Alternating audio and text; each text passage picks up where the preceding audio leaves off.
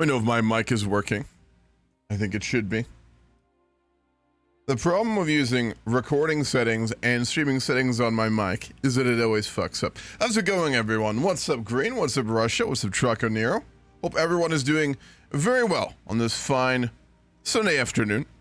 We are continuing as Armenia with King Vram, who I'm going to refer to as that, given the fact I am completely unable to pronounce his full name, given its non-American structure. We'll go with that. Last time we started off with him while he was very young, 23 years old. He is now doubled in age, and much has happened since then. When we first started our first session, it was a very rough scenario, where immediately two wars were declared upon our young king of Armenia, known as Hayastan, but still a successor kingdom to Armenia. The northern Duchy of Kartli declared upon us, as well as the Visarius of Orientis in the southwest. It was a very tough scenario, where we faced overwhelming odds and forces much larger than our own on both sides. Thankfully, due to the martial skill of our now deceased brother, we were able to rally and defeat the invaders in the west before taking on a very long campaign to slowly win the war with those in the north. This involved many political marriages for our children and ourselves, but by the end of things, we did manage to survive. Later on, we did get revenge upon the failed duchy in the north after his death in the war, with his wife unable to muster the men he once did. The result being a much stronger Armenia, one still in a very treacherous position, given our really just buffer state status between the east and the west. During that time, a new threat has appeared to basically the whole world, known world, certainly the Roman one, with the great Khan Attila, who has now come of age at 17 and is absolutely monstrous presence for the Huns. Thankfully, he appears to be much more interested in the West and has invaded the successor kingdoms to Western Rome, but we are very close to their borders, so we'll have to see how this plays out here. We also had a very good relationship with the old Shah of Shahs in Iran, but he is now dead and his son does not look upon us with the same, we'll go with respect, but I'd say it was more like interest. And as such, we are in a very tough position. Able to follow Corvic 29. You love the Huns. You know, I do abstractly, but I think in the context of this campaign, not quite so much. They're absolutely terrifying. And he's terrifying. He's no longer under the influence of his mother. Now, Attila, I think, did get a little bit weaker in this campaign due to the fact that his tutor was very weak. So we'll see how this plays out. He's still an absolutely monstrous presence, though. So, just a reminder, we are married to our second wife, Queen Theophano, who was not particularly competent. She was a political marriage, much like our first wife. No real love there. King Vram himself is diligent, trusting, gregarious, an astute intellectual, a scholar, an herbalist, a murderer, a kinslayer, a journaler, and a traveler. Notably, we did get kinslayer after our first wife was murdered. It was brought to our attention that our brother played a part in that, if not outright killing our first wife, a man we had entrusted not only the army to several times, but a court position, as well as just being a relative. Given that we did find assassins to carry out a foul deed and had him murdered in the courts of one of our own vassals in Tau as well. And as such, we have been labeled a kinslayer and a murderer, though in our eyes, it would be seen as a very necessary, if not outright just act. That is the state of the Arshakuni family, as well as the Kingdom of Armenia. We have a long ways to go to empowering ourselves to a degree that we will not have to veer our neighbors, but we have survived longer while being independent. The current situation of Armenia.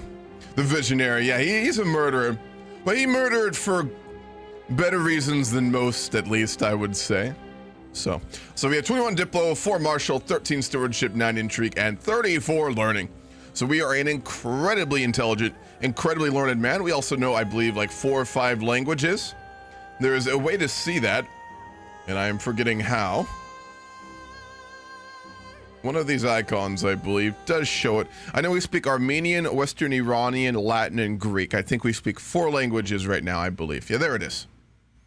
Yep, Armenian, Western Iranian, Latin, and Greek. So again, a very learned man, a very capable man, a very intelligent man, whose wisdom has allowed for much success, which would not have been found otherwise. We did also just finish a recent war with the bordering dukedom of Lazika, wherein we took their county, or I should say the barony of Uplist Sika. I'm going to really struggle with these names. That's just how this is going to be. So, let's get going. The Hun's language would not be a bad idea at all. I'm just finishing up the day's council business with my wife, Queen Theophano, saunters in with her sister, Anthi, eagerly at her heels. I put down the ledger I've been reading, knowing no good can come from this unexpected visit. We have a very good relationship with our wife, as you can see. Theophano hesitantly remarks upon the room's furnishing. Don't these bare stone walls drive you at least a bit mad? I know exactly what this room needs. Tapestries. My sister is excellent with needle and thread. Sponsor and see how her creation will improve your mood. Now listen, there's no reason not to be a royal king if you can't have a little bit of, it's not corruption in these days. Keep it in the family, so to speak. We don't want to piss off our wife, as an angry queen is never a good thing, so we'll spend the money. We're going to be giving her quite a lot of funds here, but that's fine. Please, for the love of God, don't hire any mercenaries. Listen, if it comes down to it, we will. Nothing could go wrong. They certainly won't get angry and cause any political problems. I think recent history especially shows that mercenaries are really just the way to go, generally speaking. I mean, it's really a foolproof way. They have higher quality. They'll fight your battles. I mean, there's no downside. I don't see any downside. I don't know what you're talking about. Archbishop Vorazdat often quotes passages from scriptures about holy virtues. I should prove I have paid attention by quoting a passage of my own, preferably one that complements his personality. All right, he's deceitful, arbitrary, and calm. Chastity. I don't know. I think that's the closest we'll have to not offending him. Times of people change. Sometimes those who are closest to us seem to become strangers. King Vram, my friend Princess Anna, smiles sadly. For you to murder! I feel like there is no friendship left between us. A true friend would know that one of our stature would not do such a thing without proper cause. Our brother murdered our wife, and for that, we cannot forgive. We'll let it go. A shame. My knight, Anthi, approaches me with a thoughtful expression. Is there someone special to you, my lord?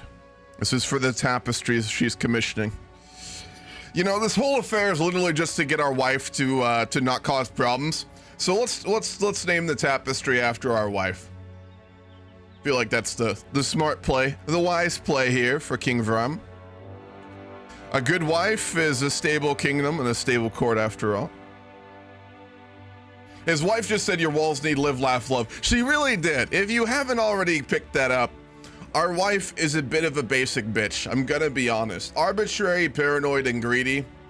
Charismatic negotiator and very low stats. Yeah. She gives off a lot of live, laugh, love energy. And listen, normally a man like King Vram would want a woman he could converse with on, language, the history of Armenia, the politics of the Roman Empire, but we need children, and this is a political marriage, so she needs to live, laugh, love. We're gonna let her live her best life, I bump into a very grave-looking Anthi, my weaver, hoping that she doesn't bring ill news at the splendid tapestry she should soon have ready for me. Oh, there you are, my liege. I have hit a wall in my work, nothing major. My ideas have gone to ground as the pressure mounts, she laughs nervously. It was 50 gold, that's a lot of money. I just need some inspiration, mighty king, but you have some prior examples I could imagine. Given we're an herbalist, we could give her a medieval monster energy drink. Or would this be like a medieval 5-hour energy? It's very tough to tell. Yeah, I think we have a tonic for exactly this sort of occasion. There's a 2% chance she dies. Probably all that lead we've been putting in everything we've been making, but, it's fine. Ah, it worked. The artifact produced is going to be of higher quality. Good. Good. Nothing a medieval monster can handle. Counterrot is paying to the mighty. The right to rule Haesum belongs to Karen by divine right. She's even called Karen. What is this carrot live, laugh, love scenario we're going through right now? By divine right, and we have gathered the support required to make it so. Never a dull moment. Accept this pact peacefully, or we'll make you do so by force.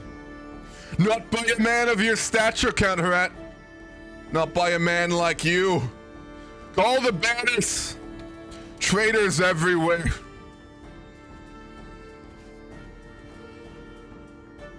Thankfully, we have allies to call upon. We call upon the Visarius of Egypt, the Malik, the Lakhmids, and the High Chief of Arabia. Our allies are numerous, their armies are vast, but they come from many corners of the earth. We will have to rally them in and hold out, intervene for our allies once more. Never an easy moment for King Vram.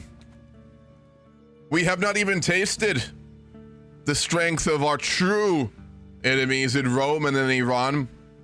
Petty border squabbles and internal division only. And we're gonna get absolutely fucked here. Can we get away? We can. All right, we're gonna have to flee east to Iran and wait for our allies to find us. Many men are on their way, thankfully. We may not be a great warrior, a great marshal. Oh, we're gonna get attacked here. God damn it. But we do have good allies and good diplomacy. What's up, Lollipop? How are you doing? Real quick, did the staff and you change the tiers for countries by any chance? No, not recently, I don't believe. What's up, Dolphin? They'll stab you in the back once you stop paying. Nothing ever goes with hiring mercenaries. I don't think so. They're very loyal. You know, Machiavelli himself wrote a whole book about the fruits of using mercenaries instead of your own forces. I think he's really right. Again, like recent times have really shown that. I mean, like let's see here, Blackwater, various other American mercenary companies. There's that one in Russia too that's been doing a lot of work in Ukraine for them recently. I forget their name. Anyway, I think mercenaries just really get the job done. So I don't know what you guys are talking about. I have no idea. All right, we're gonna have to try and retreat here unless our allies can get to you. Oh no. My son and heir Canaan has been wounded, and the injury runs deep. I fear that his body is not strong enough to fight this on his own. I fear death lingering by his bedside in this battle. He's severely wounded. We have to hope for the best and pray to God for aid. A retreat here may not be possible. Slaughtered, and our son imprisoned by Count Rot. Without our Medicius to give him medical aid, I do fear for his life. We do have other sons, but he is a great warrior. Our sister-in-law who is making that tapestry also has been imprisoned. That was a very bad battle. We did escape with 700 men north, though.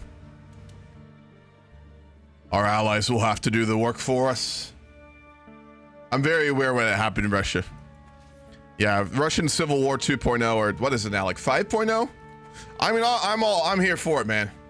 Russia's killing Russians. Man, that just gives Ukraine more chance to fuck them up. I'm all for it. It's fucking hilarious.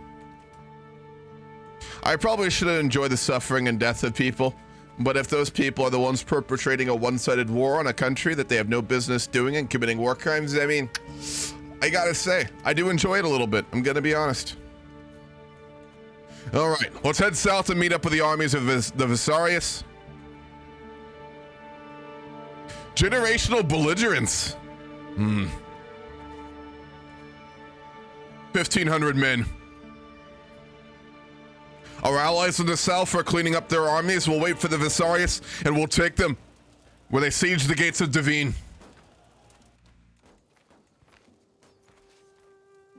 Here we go. They're gonna try and run. The cowards. We'll take them in the pass. A great battle of Garni. Garni? I have no idea how to say that. Easily dispatched. Canaan, my son and heir, is now held against his will by the counts. But we have taken him prisoner, and this war is over. Traitors everywhere.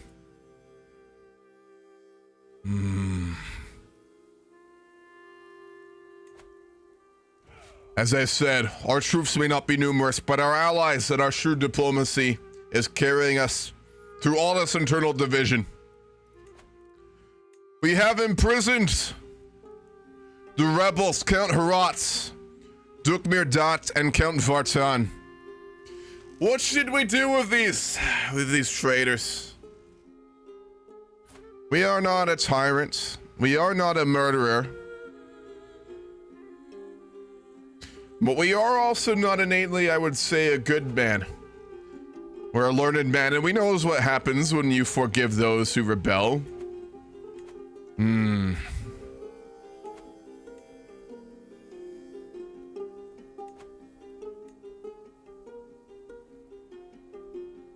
Starting off with, I see no reason for traitors to hold titles in the kingdom. No reason at all to allow them such a thing. We will revoke the titles of our enemies.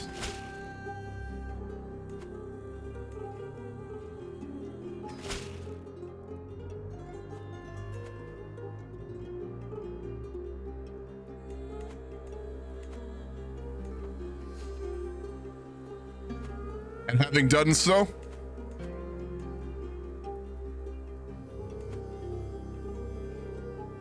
we will give them the justice, the only true justice traitors deserve. Execution. We will behead all three of them.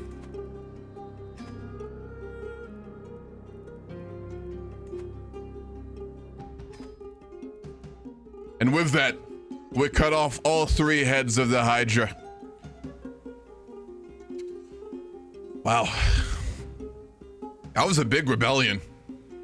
That was a large contingent of Armenia that rebelled, and now we hold their titles. A duchy in the north, we can grant. The titles in the south, I think we will keep for ourselves.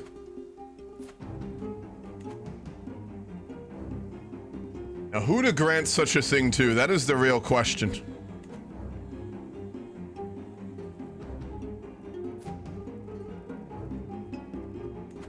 Principality of Kartli. The last of the ancestors of that duke who declared that war against us are now dead. We will need to grant this. I think to start off, we need to split these titles. Concentrated centralized power is something we know well does no good. We will give these lands to loyalists. Our Marshal Avag has been a good and loyal man, trained many of our children. And the border regions will need strong men in these times. We will grant him 2 territories. And Kartli and Kakheti. The rest of the duchy we will grant to a man loyal to us.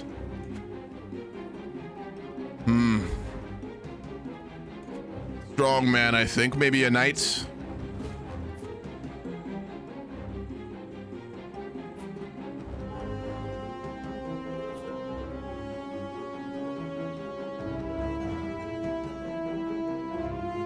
Artashir has been very loyal. He has no heirs by which to inherit. He's a very strong man. His methods may be a little harsh, but he has been loyal.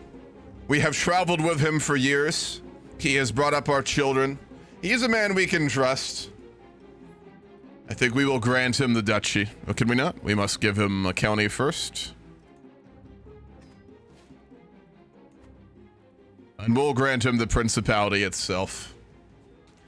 This will allow loyal men, capable men, and strong men to rule in the border regions in the north, which border Lazika, Albania, as well as being close to the raids of the Huns. The remaining titles I think we will keep for ourselves. I see no reason to give them away. I found out that there's more game rules in CK3 as a feature. They added lets you play theocracies and republics. Really? I did not know that. That's interesting. I really want to wait for the Respublica update to do the Venice campaign, but that's good to know.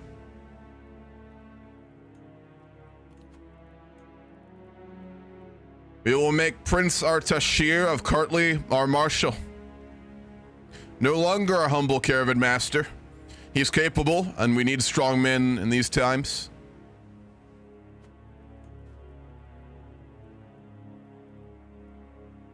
And we will need to find a new physician, too. Probably a bad time. Is our son still injured? What of his health? He is still severely injured from that battle we lost. Not the most capable son, not the most capable heir, but we do love him, of course. Isn't he a good Christian father? I'm proud to see my son no longer a child, but an adult. With sufficient tutelage, even a son that displayed little natural inclination towards administration, such as Dikron, has come to truly understand it. A humble, temperate, and chaste man like his brother, and a fortune builder. Not the most competent either, but capable, and very learned. Perhaps we will grant him titles one day as well.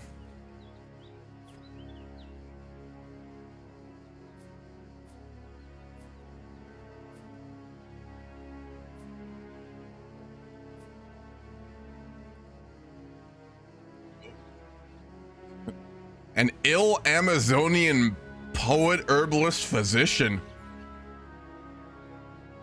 Aquilia.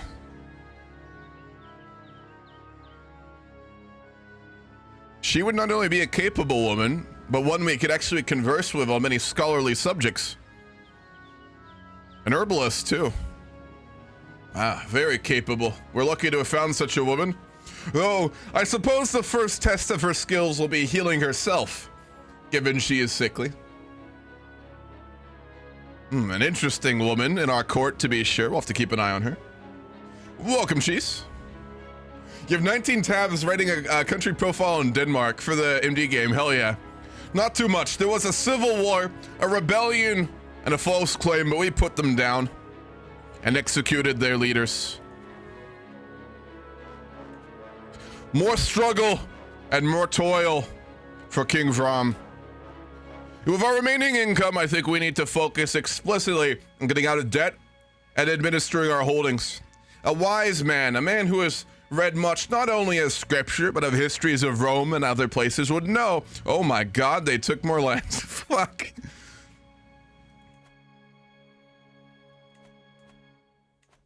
Whew. We have had riders in the night telling us of further successful conquest by the great Khan Attila in the north. He is still only 18. Barely past adulthood. Western Rome is gone, ladies and gentlemen. I mean, it's just gone. He has 27,000 men at his back.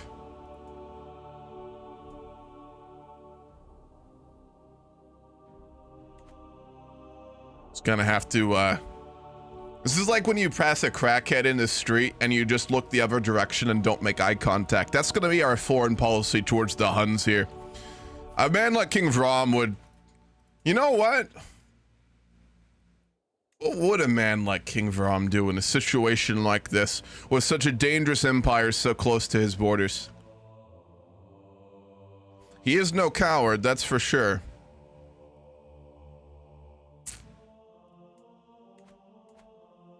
We know if he's an educated man, he's not.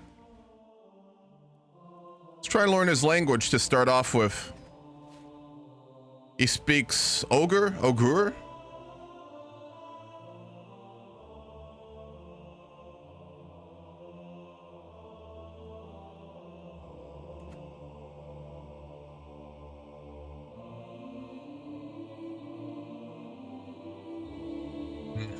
Let's learn his language to start off with, and when we have, I think we're gonna write a letter to his court.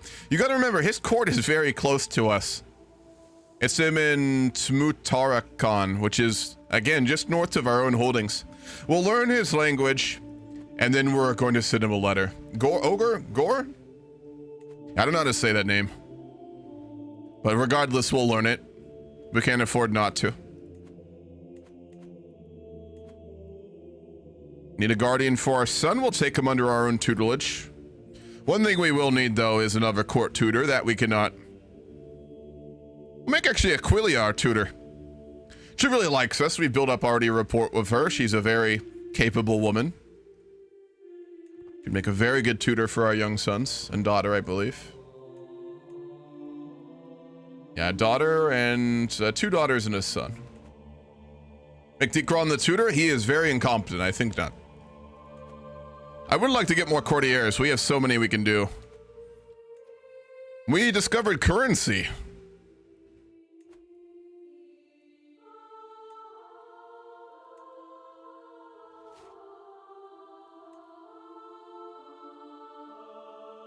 Development growth.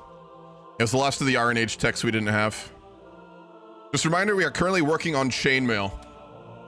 Given I believe the Byzantines already have it and their influence towards us and the fact that they would have administered us fairly recently, I think that makes sense. Yeah, they already have chainmail, so we'd be trying to replicate their very powerful armor. His aptitude is all right. The collapse of the empire. Major civic, military, and economic failures have led to the inevitable. The empire is no more. The Rhine, the Danube frontiers have completely broken down. Imperial civic authorities either refuse to or have no power to act out the emperor's edicts, and economic strife has become the final nail in the coffin of Roman civilization. All that can be done at this point is to evacuation of the imperial family. So Rome is dead, at least the Western Roman Empire. The Huns have completely destroyed it. This would be such an iconic moment in history. A learned man like us would know its importance, and frankly, fear that which has caused its downfall. I'm visiting some of the peasants nearby to better gauge how things are going in my realm, or at least to pretend I care. I ask one of them how they expect the next harvest to go. There's a nip in the air, the farmer says in his rustic dialect. Gold won't be good for my crops. Good luck with that. Fuck.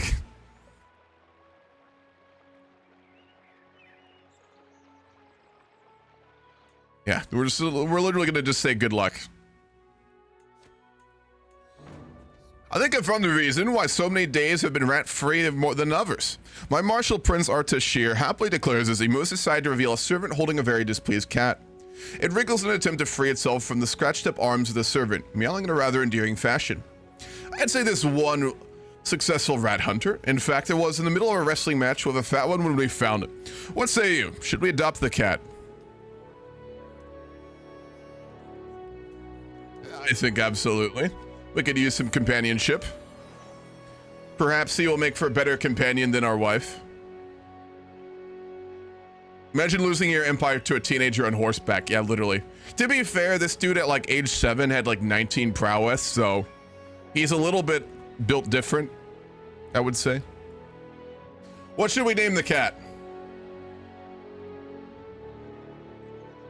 Yeah, he is absolutely a medieval cat lady, 100%. He's a 47-year-old king of Armenia who just reads books all day, administers his realm, and plays with his cat. And his wife is like, you know, just putting up live, laugh, love posters all over. So, yeah. It's good to see there's a lot of continuity in ancient to modern living. Let's name him something historic, I think. We'd be the type to like name him after something. Attila? Yeah. That's good. We'll name him Attila. That might be taken as a diplomatic insult, but we'll see. All right, we'll look.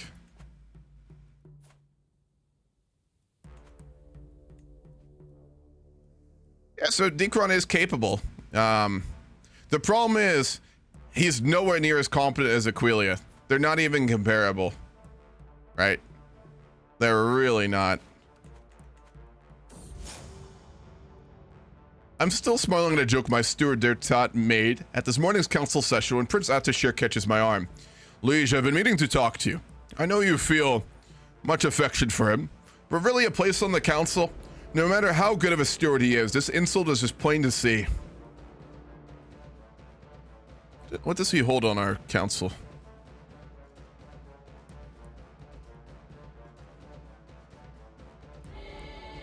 Oh, he's a commoner. He's not a lord. Keep in mind, Artashir is not a nobleman by birth. Every noble position, every noble family vestige he has, we gave to him. So this is kind of ironic, isn't it? No, we pick our own council. We gave him everything he has. I don't think he is in any place to question such things. Nice. Our wife's pregnant. They reached a deal. Really? Hold on, let me look.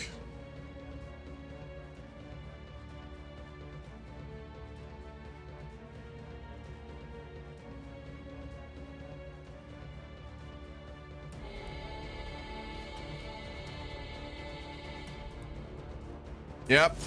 Wagner Chief says he's ordered his Russian mercenaries to halt march on Moscow and return to Ukraine. God damn it! Russian Civil War, come on. Fucking do it. That's a shame. Yeah, it was a political play against Shoigu. He got what he wanted. Dertat's talents. Crossing the courtyard, I'm pleased to finally hear someone appreciating my steward Dertat. Oh, don't listen to these sour grapes, Mayor Hovsip Warbles. You're the best steward Hayastan has seen in ages, at least that I know of. He does have 20 stewardship. For a moment, I'm sure I spot Prince Artashir in the shadows, stables across the quad, eyes twitching before he melts into the darkness. If you fucking kill our steward, I swear to God. Yeah, let's try and make them not fucking hate each other. Let's take them out on the town to go drinking. What would a man like King Vram go to? We'd go to probably like some slam poetry, some medieval slam poetry. He's the type to go to that and, you know, like do the snapping sound, you know. He gives off a lot of those vibes, I think.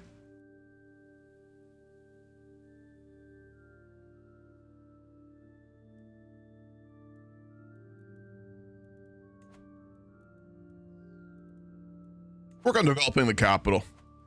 I don't think we're really stressed enough right now. And we'll journal down our thoughts to try and cope with it.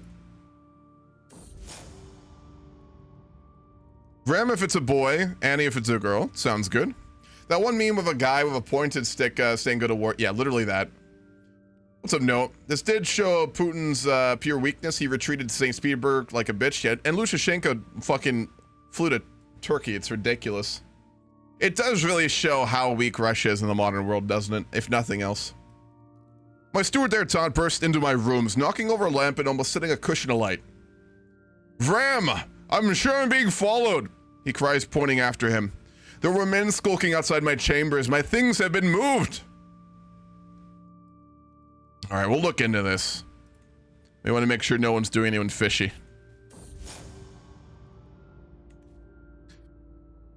God damn it. As I recline with my steward Dertat, we receive a message from my spymaster Mayor Sag, instructing us both to attend my dungeon. There in the dank bowels of my castle we find him, with a miserable Prince Attashir in chains at his side. This is the culprit, my lord. There is no doubt.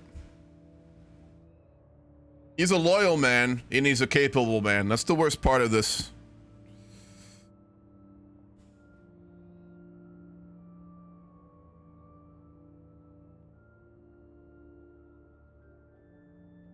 They're even friends? They're even fucking friends. No, they're rivals. Never mind.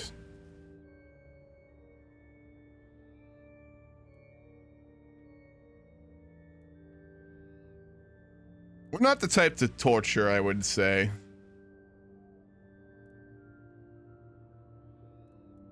Are we the type to torture a man?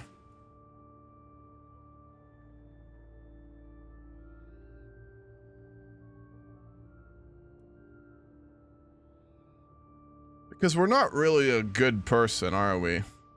Trusting doesn't mean you're good. You can be an evil man and still be trusting. That is very possible. I don't think he's the type for it. No. No, this isn't quite bad enough to necessitate that either. Well, let's see what he has to say.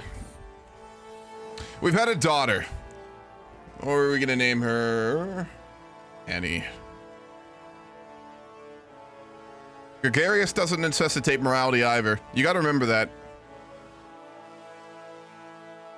Give her a Diplo education.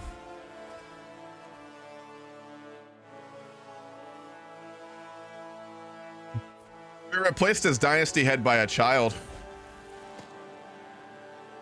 My daughter Zion seems to have been having a difficult time at our latest feast. She buried her face in her food, and the only talking she did was asking for serving after serving. No. Well, at least make her impatient. Let's offer to tutor our relative in Albania, Zakatolasha. Zakatolasha? I'm saying that wrong. Let's see if they'll allow us to tutor. Actually, do we have the space for it? We don't.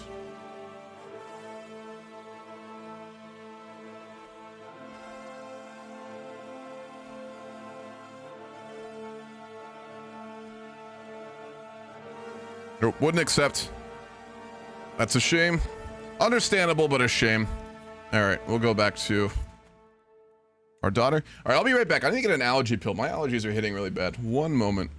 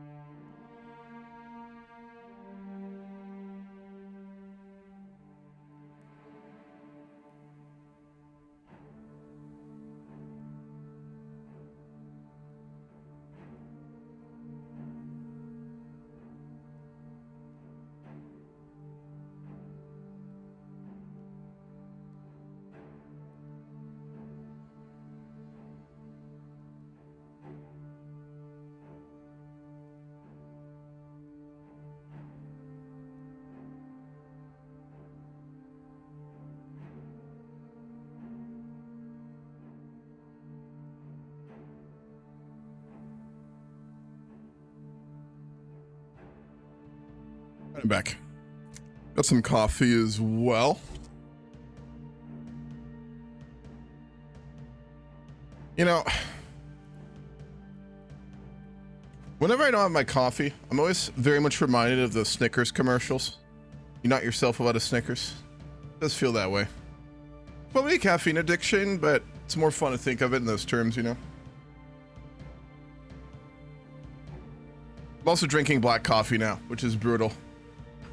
I've always used creamer, but lately I've been on a very strict diet. I've been working out, so no coffee creamer. It's fucking bullshit. It's self-imposed, though. Alrighty, let's get back to it. Court Grandeur 4. Dreaming of adventure. I dreamt I was an adventurer in some pastoral, beautiful realm far, far away. I forgot whether I was a mighty warrior, a wise magician, or a cunning thief, but either way I helped many of the locals with their problems and felt a great sense of achievement. When I woke up, I smiled to myself as I finally recalled the many adventures I went on in that dream. In particular, I remember how I joined a certain organization and became a respected member of this society, which was specifically assassins, mercenaries, heroic thieves, dedicated wise men, Roman arenas. I feel like Vram here would read a lot of like Roman histories, so we'll go for that. Crack addicts are also like that. You know, you're not wrong. You're not wrong. I'll give you that. And yes, the Ohio trees are hitting me. Dude, first, I've been in Ohio for 2 years now. The first year I got here, I had no allergies. Like, I've had allergies most of my life, I think. I had them in Scotland when I was a kid. I really had them when I lived in California. I had them a little bit when I lived in Ohio. First year I got here, I had no allergies, and I was like, wonderful. I finally found an area of the world where my body doesn't think that basic plant matter is fucking trying to kill me. And then the second year, it just full on hit again, so no such luck, sadly. Yeah, he went, I think Vram would be a Rombu, yeah. I definitely would say so. If you're a very educated man, it tends to be that, or, I mean, World War II obsession, which he can't do, so we'll go with Rombu.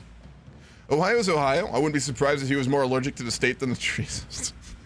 God damn it. Yeah, true, Spartan. True. True.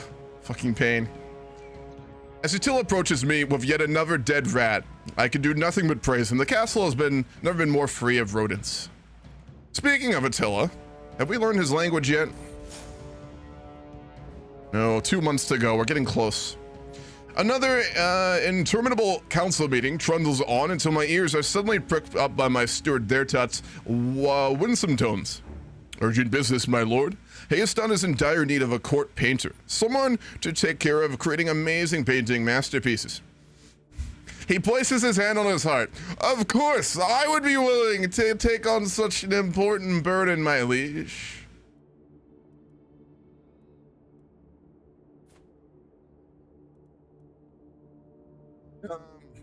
I don't think so. I don't think the treasury can manage that right now. He will probably try to, Panzer. I think he's still in prison. No, we removed him, actually.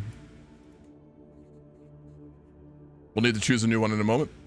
After lots of hard work, I finally learned the ogre language. I'm going to call it the ogre language. If I'm pronouncing it wrong and anyone knows, do let me know. Endless hours practicing the usual. During my efforts, I looked to emulate Khan Attila's accent. I'm sure that he would be impressed with my results. And of course, Hunnic peasants now respect me a great deal more. And with that, we're going to send a letter to Attila. This can go very good or very bad for us. This is a very big gamble here. He was impressed with our knowledge. Yes. Yes, it paid off. He liked it. We sent a letter to his court in his language. He read it and he responded, and he thought we were capable of speaking his language. Oh, that's so big for us. If we can at least have a passable, amicable relationship with our northern neighbors, that would be fantastic. For our marshal, we will name Mayor Hovsip.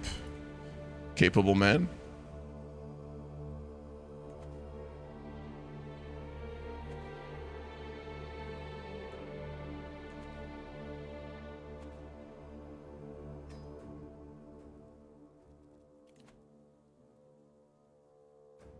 He wishes to ransom himself. I think he's learned his lesson. We'll make him pay the fee, and I'm also gonna go ahead and up his vassal contract with us. I'm gonna increase his taxes. Given his actions, fully warranted.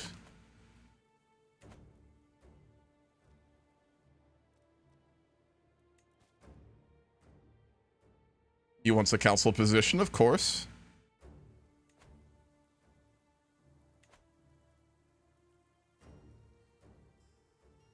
Our second son is also in need of a wife. Let's find him someone of good standing and from a great family.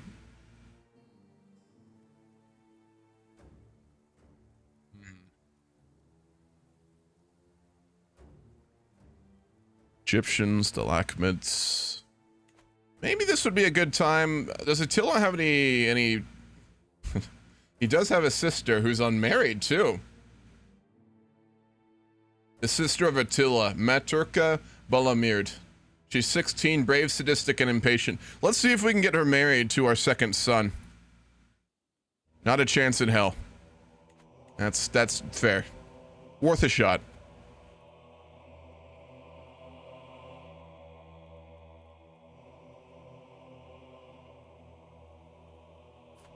It's her dynasty.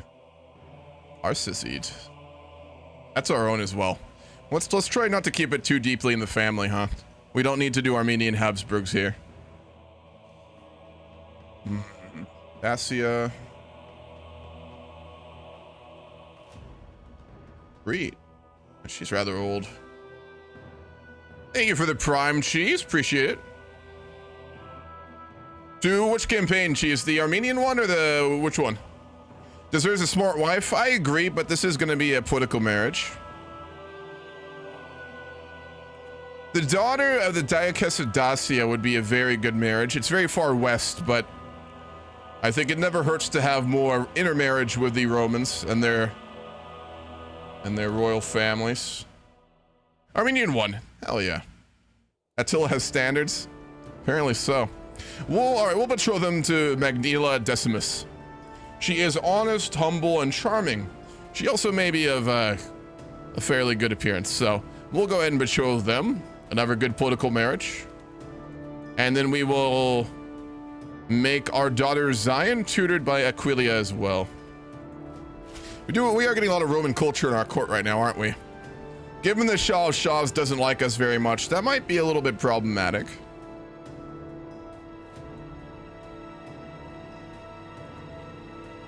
Start sending him some letters. We speak his language after all.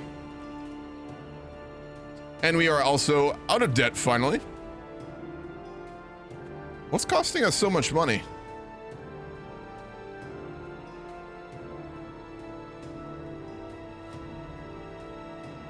It's weird.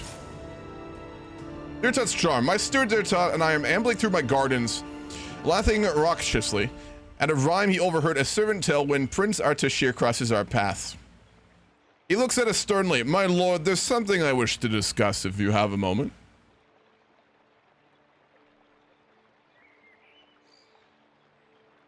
God damn it. These two need to stop bickering, I swear. They're both very capable members of Armenia. We do not need this infighting. Yeah, they might take Dacia, that is true.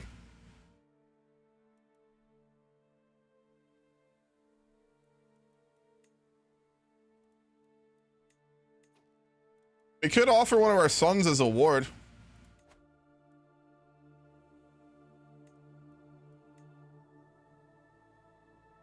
That's a political prisoner, right? I mean, really. Are we willing to send Prince Vram, our third son, to the court of heathens? This is the smart thing to do.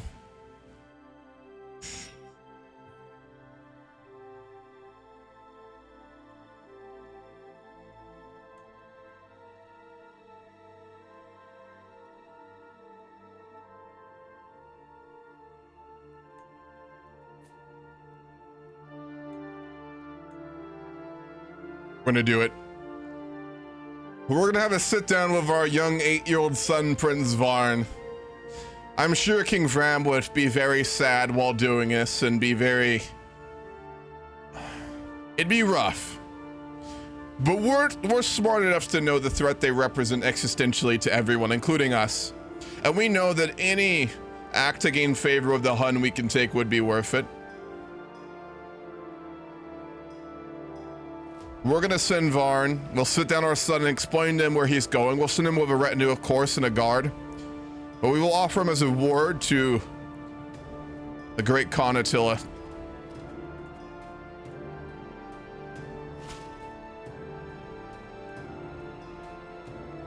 He'll take him.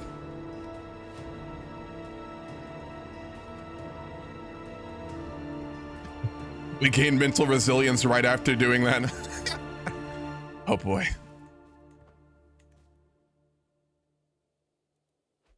Yeah, I think it's worth doing. I'm also going to start to sway him rather than the Shah of Shahs. He's a much larger threat than the Iranians. He holds double their men personally.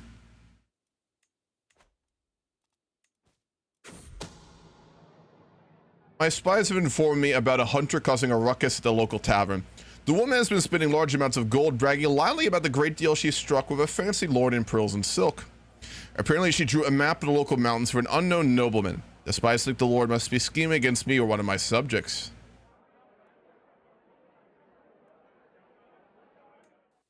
Interesting. See if we can pursue that.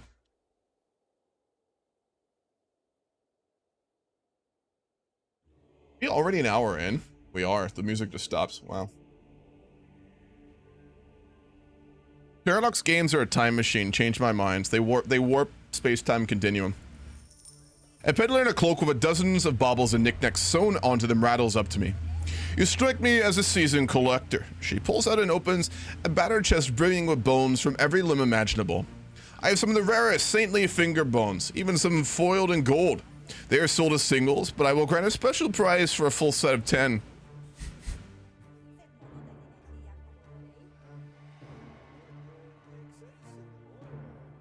Take a forearm. Let's take a look what we got. Finger bones of a saint. Nice. The hustle and bustle is palpable among the traveling merchant stalls. The temporary shacks are stacked to the rafters and contain all manner of knickknacks. These pieces are positively radiant and would make a lovely gift. As Queen Theophano and I walk by the merchants peddling jewelry, she hesitates slightly as she leans in for a closer look. Perhaps one of these would brighten the day of my respectable wife. We don't respect her, but we want to keep her happy, so sure. We'll spend an ungodly amount of... Actually, that's a lot of gold. We really need to start upgrading the realm and looking to administration. So I think we're not going to do that. Hey, he is intimidated by us, that's true. He's terrified. Probably all those vassals we executed. The Imperator of Rome is also intimidated by us, wow. Suppose we have won a lot of wars we had no business winning and executed a lot of upstart vassals, so probably warranted. As I step over the threshold to my knight Aquilia's office, I find her bent deeply over a book. This translation of Herophilus is atrocious, she says with a sigh. If I were to follow these instructions, I am as likely to cure my patient as I am to outright kill them. Sure. Like I said, we see very much eye to eye with Aquilia, another very learned person. All right, when we save up our income, let's work on...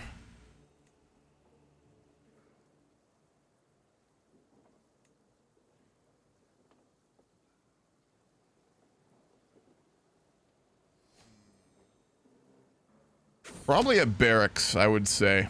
We'll build a barracks, and then we'll look to expanding the fields of our new administered regions we took from those upstart vassals. My spy master has come to me with grave news. Well, we do not know yet who someone is plotting to kill my wife, Queen Theophano. If we lose a second wife to murder, that would just be ridiculous. We don't know who's doing it yet. Is our spy master? We lost our spy master. Right after discovering a plot against our wife, our spy master died of a heart attack. That seems a little suspect, I think. Oh no. We need a capable spy master. And the only one we can look to is Prince Artashir, I think, at this point. We know he's loyal. He just really hates our steward. We may come to regret that, but it's necessary.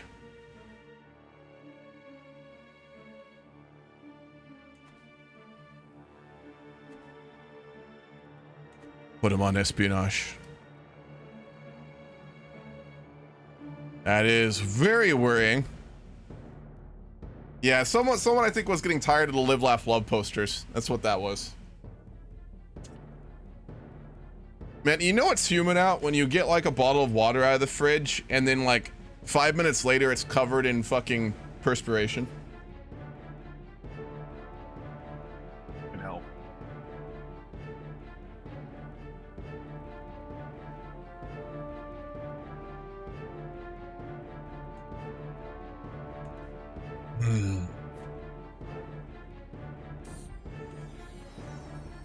Ah, our cat found some gold, some coins. Lovely. We really do need to look to the finances of the realm right now. We've kind of let them go in many ways here. How is the control coming? Almost got full control in Devine. The recent wars, both with outsiders and internally, have caused a lot of loss of control in many of our areas. For such a capable man, we've really spent most of our reign just kind of solving problems and dealing with crises. A man like this, if he had a time of peace, could do so much, but we've been forced to really deal with other things. The powerful bear of Hayek. My vassal mayor Ashshot, known for his interest in venery, brings rumors of beasts spotted in my realm. I'm hearing much talk from Hayek. It is said a foul bear has been terrorizing the local villages, snatching livestock before disappearing into the valleys.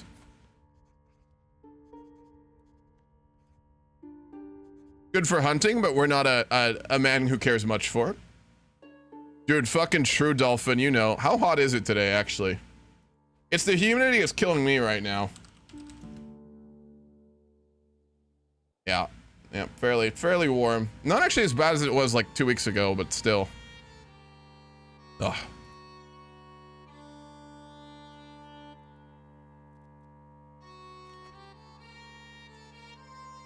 There's a grand wedding in Caryton. Normally this would be a great chance for us to go politic with Eastern Rome, but we really need to work on administering the realm, and I think a man like us would not leave for such a thing, given our current circumstances. We can ask the Patriarch for gold. Absolutely.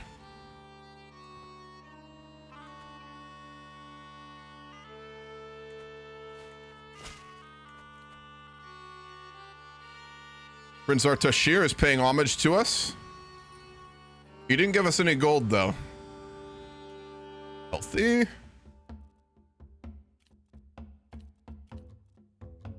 We'll hold court in a moment, too.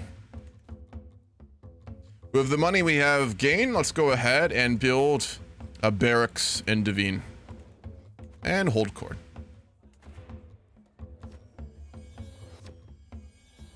A frightful peasant strolls all too close before a guard steps between us. Your lordness, I'm here from Ayek with a matter of great import. You see, King, the knacker's wife's sister swore she could make better spiced wine than the Fletcher's wife, and of course, they were judged to tie, and then the husbands got involved. We'll listen to their stuff. It's kind of below our pay grade, but that's fine. Two of my vassals are pushing one another and jostling to reach my throne first. Countess Serene bows before me. My lord, murder is wanton and... See, this is my issue with Royal Court and why overall I think it's a very bad DLC. They only added like fucking 15 events to this whole DLC for your court. I do like what the Royal Court system is in CK3, but the lack of content they added for it really does make it kind of not the greatest. Because after like even a couple games, you've seen these events so many times.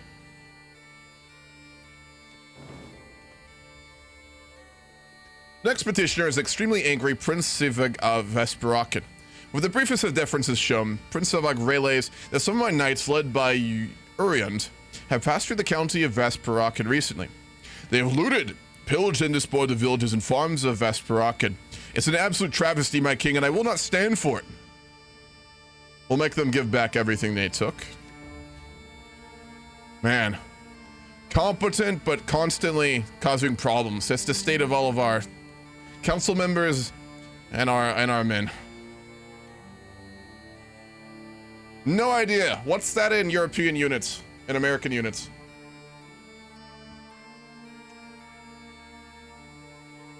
I agree, Green. But like what they added with the DLC for the price they charged as usual, is just ridiculous. Go pet our cat. We're kind of stressed.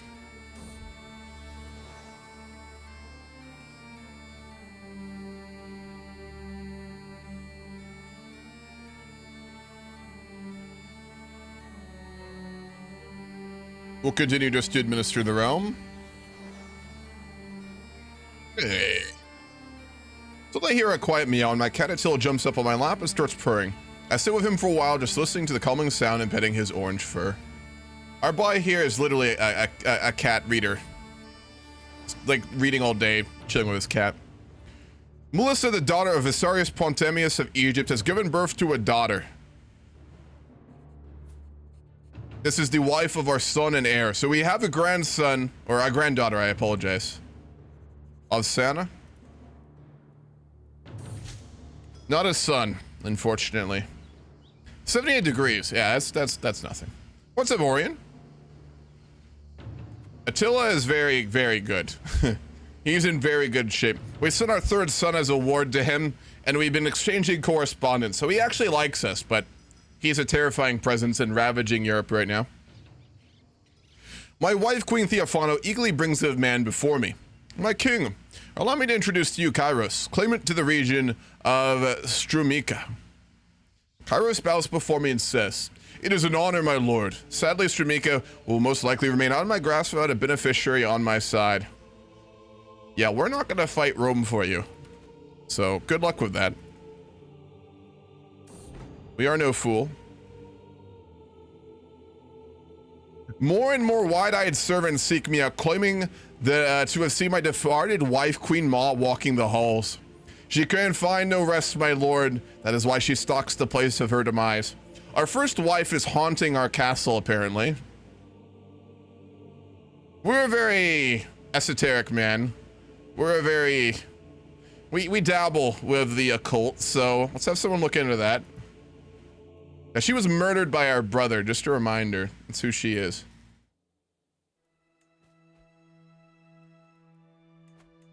Get a guardian for our daughter, near Aquilia. Dikran has married Magnila Decimus, who is a craven, humble, honest woman. Not quite what we expected, but all right.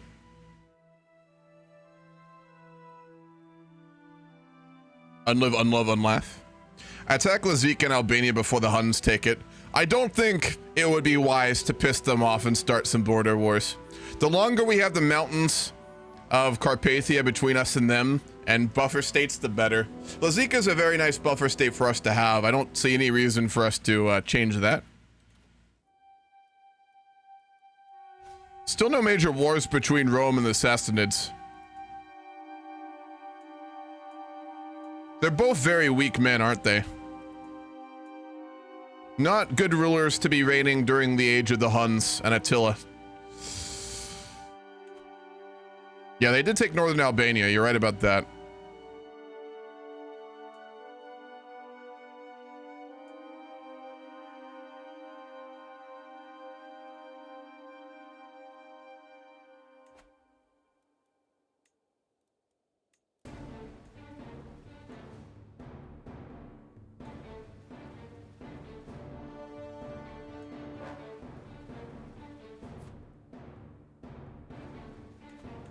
No, I don't think so.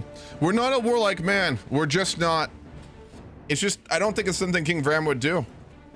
We're actively trying to, oh my god, they took Dacia. You were right. Dacia just fell to the Huns. Are they gonna take down Rome?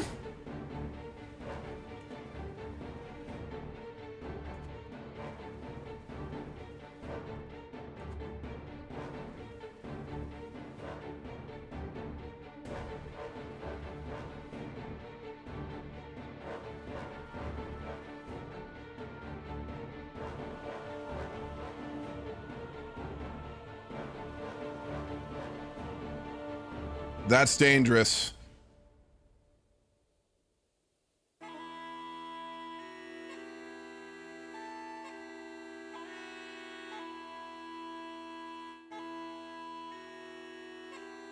He does like us. We don't like him. You gotta remember that, though, right? We don't really like him. We're scared of him. We also, again, I think King Vram's a Rombu, so, can one of the mods put up a poll real quick? Whether or not we should try and murder Attila? We could get away with it, theoretically.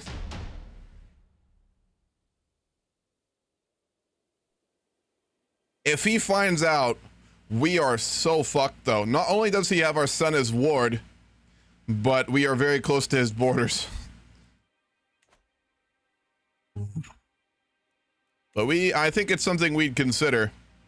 We're very much the soft power type, and already we've shown we're willing to murder if need be. For good reason. And stopping the end of the civilized world would certainly be a good one. Our wife is pregnant again. Wonderful. Please accept this humble gift. It's not much, but I hope it is of use. From the mayor of Patmos. 150 gold. Who the hell are you? Wow, he's one of our vassals. That's a lot of money he just sent us.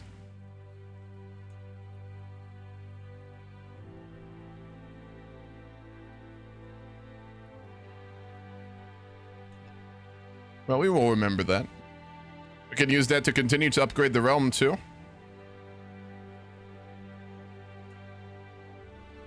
Let's upgrade the hillside fields, then.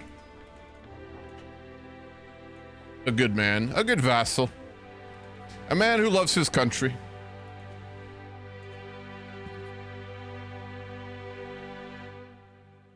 It is a good play, UK government private, you're right. That's what I'm thinking, too. He's a smart man.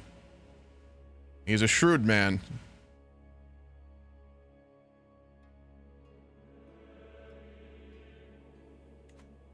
Russia, we're only appeasing him. You gotta remember.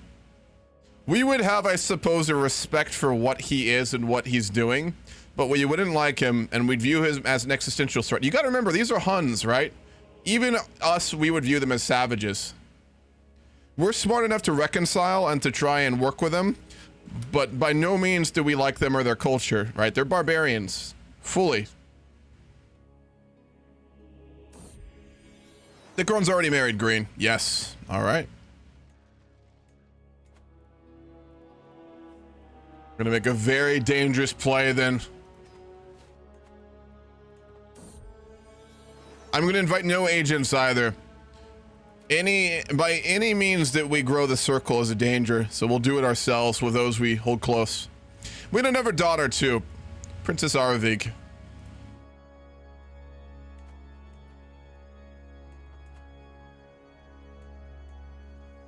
Yeah, Varn is our guardian. If he finds out that we're trying to murder him, he might kill our son.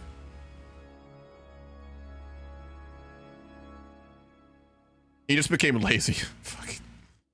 Clearly, he's not getting a good education in the Hun's court, is he?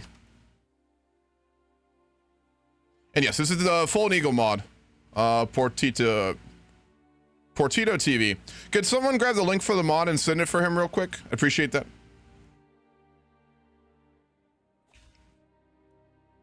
I never update my exclamation point mod command, I'm gonna be honest. I think it's still like Millennium Dawn, I believe. Thank you, Green. It's a very good mod, definitely worth playing.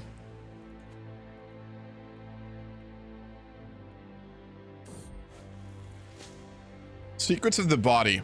I find myself fascinated by the human body and all the secrets that it still holds from us. Questions of life and death are constant on my mind. To read text on the topic is all well and good, but I cannot help but feel like I would learn a lot more from hands-on research. Oh boy, we are talking about full-blown heresy now.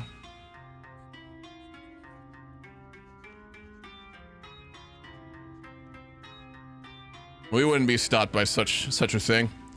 I think it's time to start doing some autopsies. He is that guy. I tried to hold my breath as I sift through the tangled mess of slimy, swollen entrails sprouting from the corpse's belly, but it is to no avail. The putrid stench of decay slowly finds its way to my lungs, making me gag. Something then tears open and a stream of vicious, yellowish ichor spills out on the operating table. What was that? Let's get Aquilia in here. This is why we hired her. Figure out what the fuck we're doing. Aquilia was ecstatic to learn about my newfound interest in anatomy. With her help, I have significantly deepened my understanding of the human body. I wish there could be some way to stave off the smell. I'm starting to fear all this exposure to bad air might not be good for my health. Perhaps some flowers could help. And we got our last learning trait, meaning we get whole of body as well. My gosh. We got a fertility bonus. I'm gonna take this to mean that it took like literally doing dissections and studying for years for a historic man to find the clitoris. That's what this is. He finally figured out where it was. It only took him 10 years of training and heresy, but he got there in the end. Thankfully, proper use of flower patches, incense, and aeration seems to have helped lessen the effects that the bad vapors emanated from the cadavers were having on my body. I can finally focus on my studies without fear of repercussions on my own humoral balance. We've got good humors.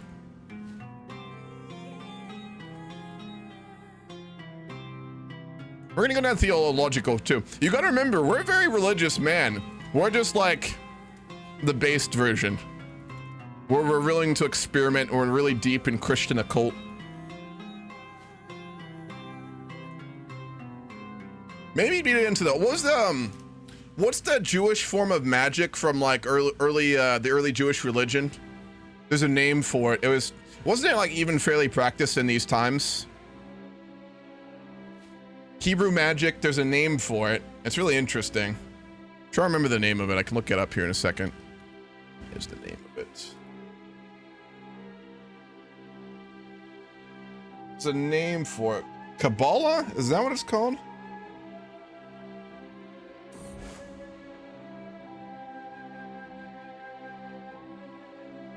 Yeah, Kabbalah.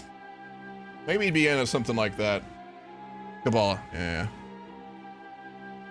Speaking of the devil, I've come across a book describing how ancient monastics used trances and visions of ecstasy to commune with heaven. It seems a strange practice in our modern age, but perhaps there's something to be learned from them.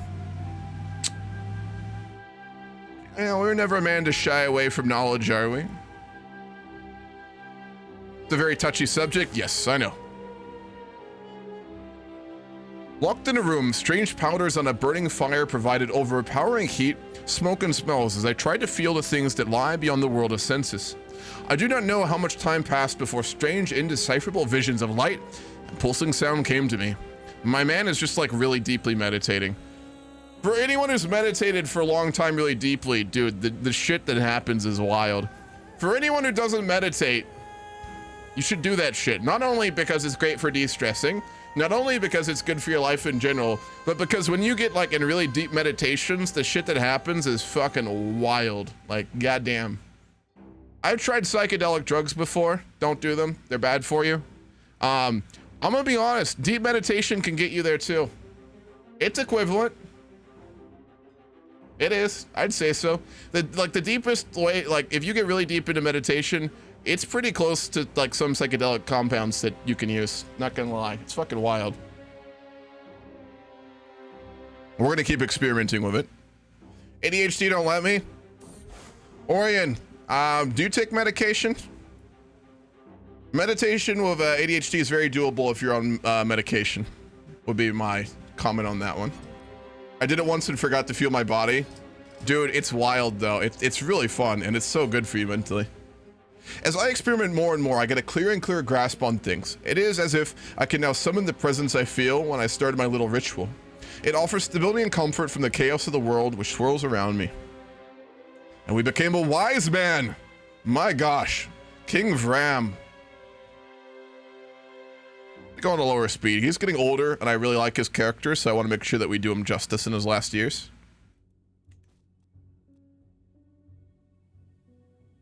When does Vram become a witch? I wouldn't say he's a witch. He's just very deep into the occult.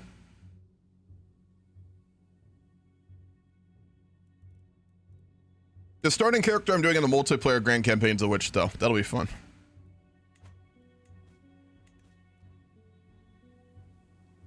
Upgrade anything yet?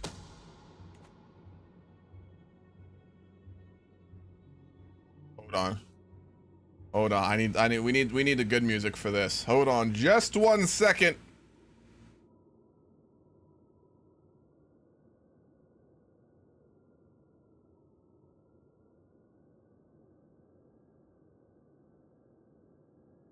There we go. There we go. We gotta play that good stuff. My agents have learned that Khan Attila is currently undertaking a journey to Tumutar Khan, which will take him through several patches of wilderness. All that is missing is a band of thugs which could tragically slay him in a highway robbery gone wrong. I can already imagine his blood seeping into the dark soil. All right, here we go.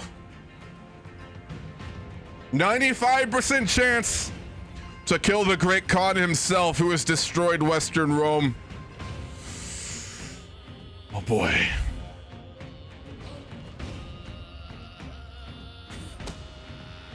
The thugs did their job, and Khan Attila is no more.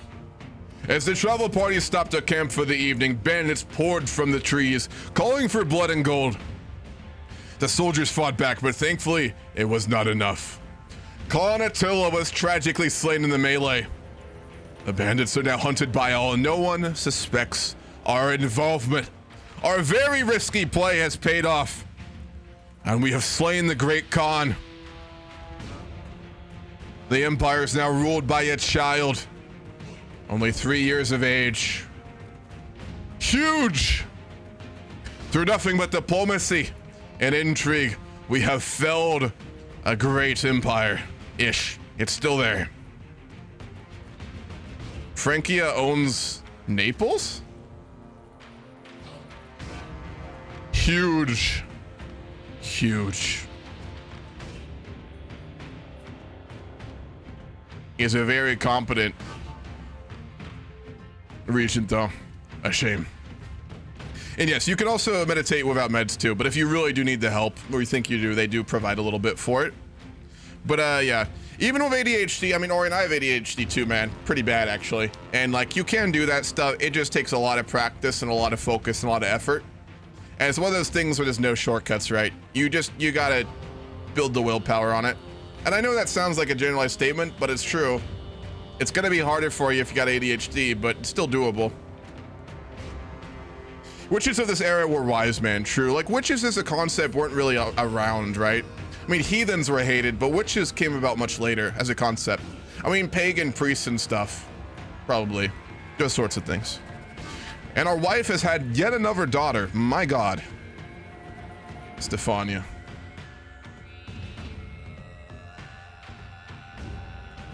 He's a tall lad, isn't he? I mean, he's literally Attila's son. What do you expect? Well, let's see if they end up collapsing here. We have delayed the fall of Rome for a while. I look down to see my cat Attila has dropped a scroll at my feet, sealing in my vassal Prince Artashiel's distinct style. Giving it to curiosity, I skim the text. When I try to end the life of another. Who did you try and murder?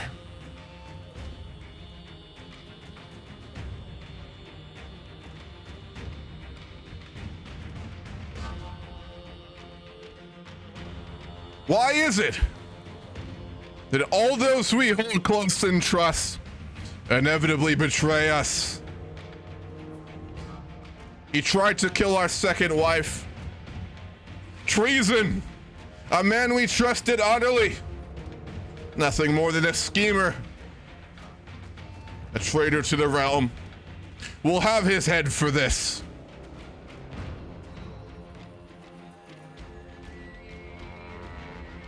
We'll reveal his secret to the world. We know what you are, and you will pay for your crime.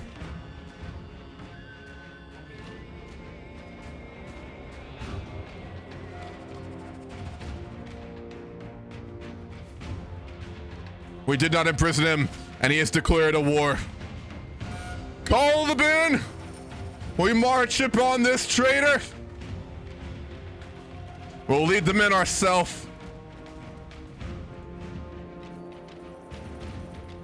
We'll call our allies too.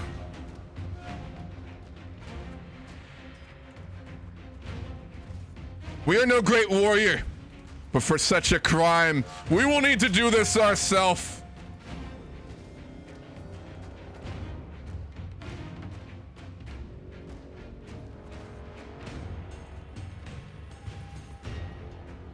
I feel as though all these betrayals, given he's trusting, would have a pretty big effect on him psychologically, right? To be honest. What are our allies we've called? Oh, they're very far away.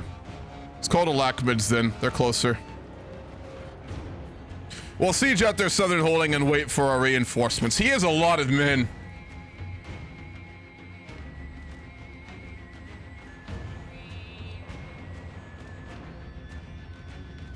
They do have a lot of men, don't they? Over 3,000.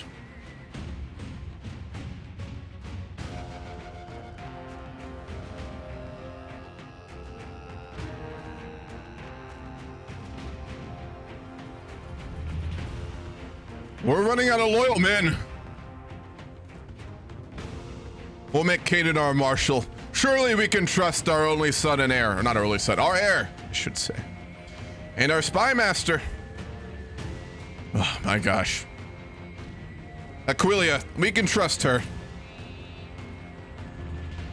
If nothing else, we've both been committing heresy together. Surely, that alone will keep her hand.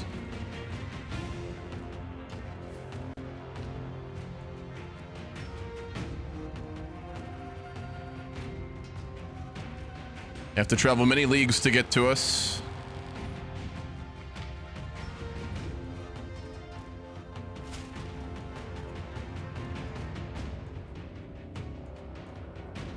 Vram needs a tutor too. We'll do it personally. We forced him to be in the court of a barbarian. Surely we can pay it to him back by taking his tutelage into our own hands.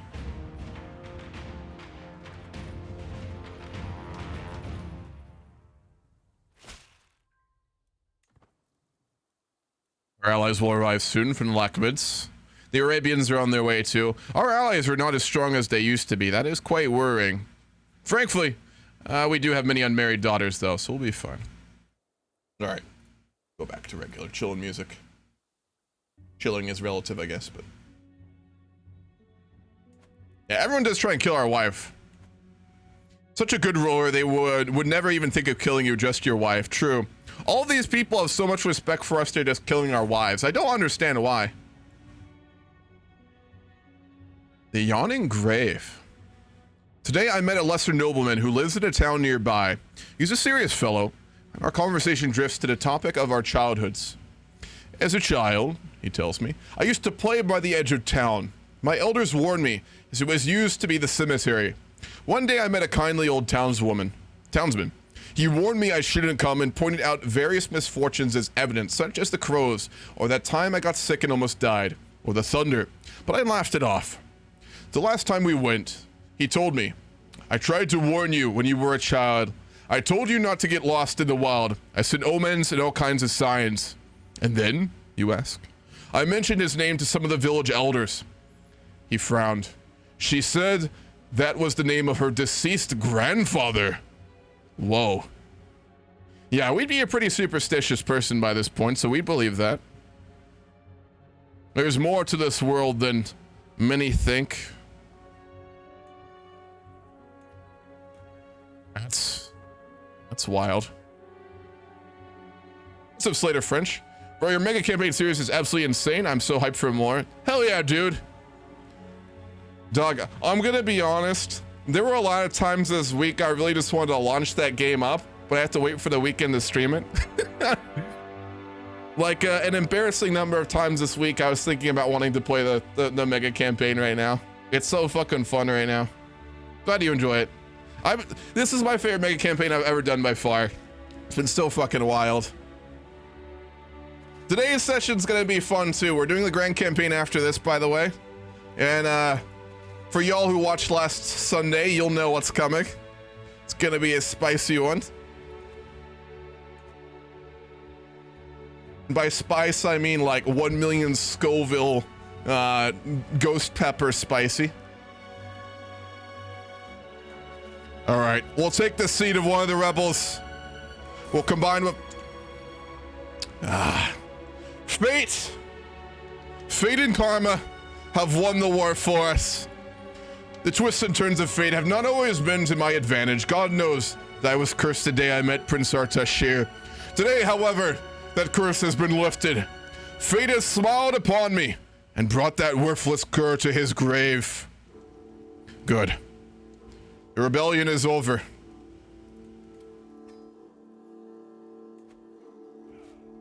Did he have an heir? He did. He had a daughter before he died, born during the war, I think, too. She hates us. We're gonna demand her as a ward.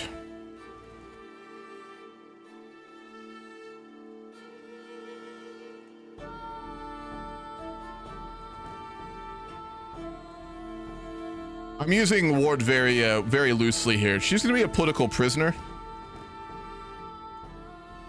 I think we can do that, can't we? Yeah, we're gonna make her the ward of our son. No reason to treat them badly. I mean, their father was a bad man. They know what he did. If we raise her well in our court, perhaps she will be loyal one day. Marry her to your son. Now that is an interesting prospect. We're a wise man. We're not a warlike man. We're not a vengeful man even. We have many sons. Vram is in need of a good wife.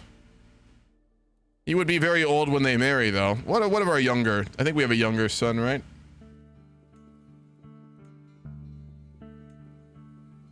So many fucking daughters, my god. No, he's our youngest son. Yeah, let's betroth them.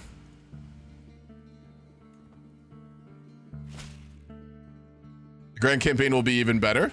Definitely. This fallen eagle, what's up, mage? How are you doing? Good to see you. Hope everything is good in Turkey and your studies are going well. Or given it's summer, you're probably not studying, are you? So I hope you're relaxing. It does have some unique mechanisms. They've got a really primitive trade system. They've got a separate mod that I think I can actually turn on now because they did update it, called Governments Expanded, which adds like a whole political system to like Rome and Iran, and it's really cool. You know what? We're on Iron Man, fuck. I actually may take a moment to see if we can add that mod to this playthrough. Adding mods in the middle of a campaign is always dangerous, but I really wanted to add it and it wasn't updated. Bear with me for a moment. I couldn't write my graduation paper in time, so I applied to summer school. Oh, I'm sorry to hear that. Turkey's mad as usual. So you are in summer school right now. I hope that is not killing your summer fun too much. Yeah, bear with me. I'm gonna go ahead and try and add another mod onto this playthrough. Dangerous, I know, but it's a very good fucking mod. It's a companion mod for Fallen Eagle. Yeah, no, King Vram is a very interesting character. I agree. I like him a lot. This is why I love CK3 with mods, dude. Like, every character you get, if you take the time to play them out, will become so interesting. For good or bad reasons, you know. May not be one or the other. But yeah, I think we'll betroth her to Vram.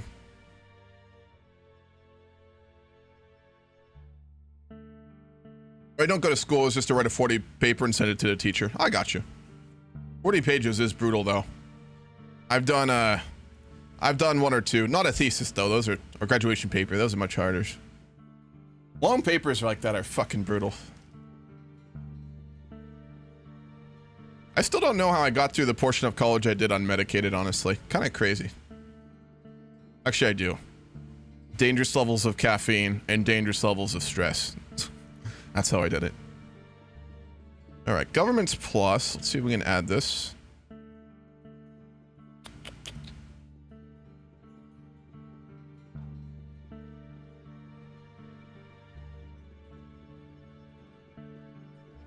All All right. Pray to all gods holy that we get this to work. That'd be really sick. Governments Plus is such a cool mod. Same? Yeah. Yeah, it's wild. My uni, we're lucky. We have to do a massive project rather than a thesis. So it can be less like a giant paper and like more doing like something else, Russia? I assume you're STEM probably, right? That sounds like a STEM program. You're on probation twice. Spanish classes killed me. Dude, fucking language. Yeah. Languages are fucking brutal. I assume you just never had... I don't know, some people have a lot of natural skill with language and like learning them and stuff like that. I was never one, and I think if you don't have that natural talent, it's pretty brutal. I tried to learn Spanish and French when I was young, and I just failed at both. I mean, I could have forced myself through it, absolutely, but I just didn't. Chinese is very hard to learn if you're not from like their linguistic group. Yeah, electrical engineering and industrial automation. Yeah, you mentioned that actually. I apologize, Russia. I do remember that. Yeah, STEM does allow you to do a bit more. Humanity majors is all just about like giant research papers that, you know, just are ridiculously long. STEM is usually a lot more hands-on. All right, let's see if this works.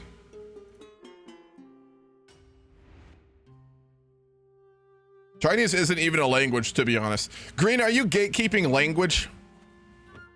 Is that what I'm hearing? Are you gatekeeping language? I can't tell if it's on. I wonder if it's one of those mods that you have to turn on in the settings when you start. Bear with me, I do want to just check this real quick. The Han language. Yeah, that's the official one for like the Beijing area and like the ruling class. And then there's a bunch of the smaller ones, right? What's up, Kiswain? How are you doing? The run is going very well. I just want to test this out. And then game rolls. I'm gonna make sure I didn't put in the like the load order wrong or something instead. If you ever do a Fallen Eagle playthrough, always use the Governments Plus mod. I'll actually link it right now. It's very, very fun.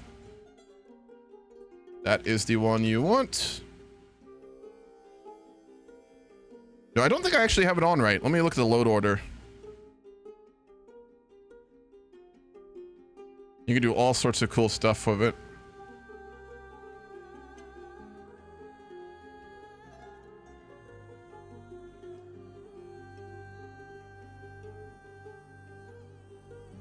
Oh, so am I on the wrong one? I went the Fallen Eagle one, or is it automatically in Fallen Eagle?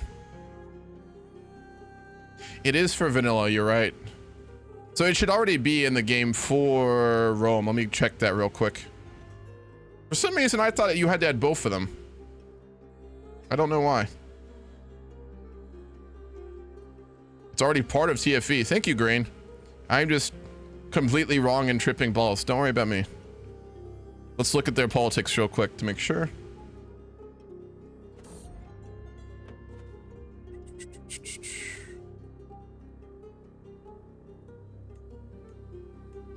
Yes, it is already on.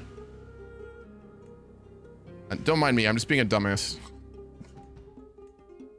Oh, man.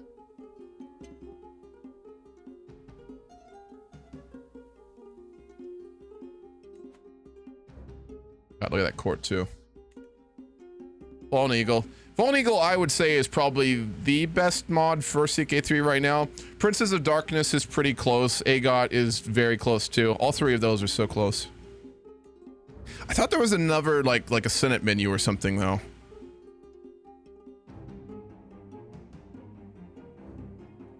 Or am I just completely wrong yet again here? And in Britannia's a decision. That's fucking cool. Yeah, we actually got to do a proper Rome playthrough on this sometime, too.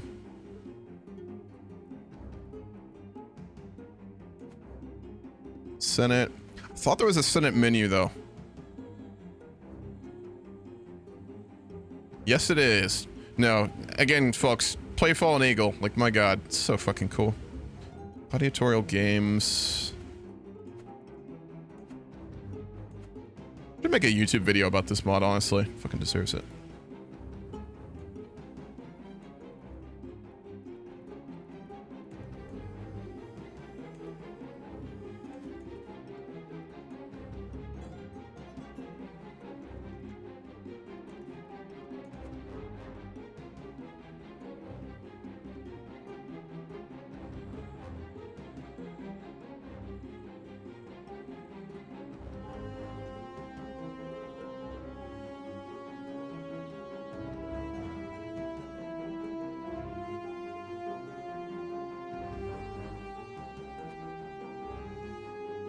I guess not.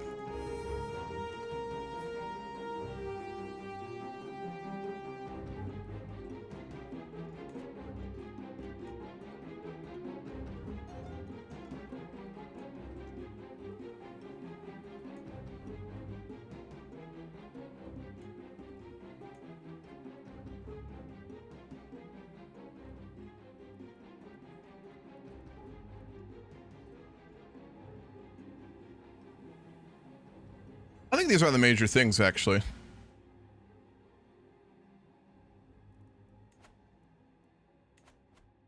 Okay, it's already in there. I'm tripping. Let's go back to the game. RUI messed it up. That could be green, actually. You might be right about that.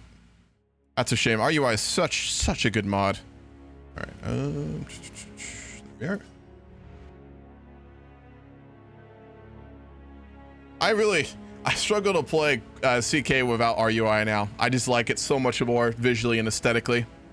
I do think that UI is one of the most underrated aspects of game development. Many games, especially in the strategy market, besides Paradox, they really overlook how much the UI, I think, actually adds to the enjoyment of a game. Not just aesthetically and visually, which is huge, but just in terms of ease of access, how easy it is to move around, how things play together. Paradox is like the gold standard for UI. This mod is better, but many games just don't. Yeah, RUI. It's a mod. It's on the mod list I'm playing with. Let me grab that real quick for folks who don't have that. And then I promise we'll go back to playing King Vram. I've been struggling to play CK3 without VED and more game rules. True. Thank you, Green. On it well before I am, as usual. All right, let's go back to playing. I'm stopping by a town in Bhagavan on my travels, and the locals have showered me with great esteem. The people here did not expect someone like myself to visit their humble settlement, and some of the local leaders are suggesting that I spend a few days there.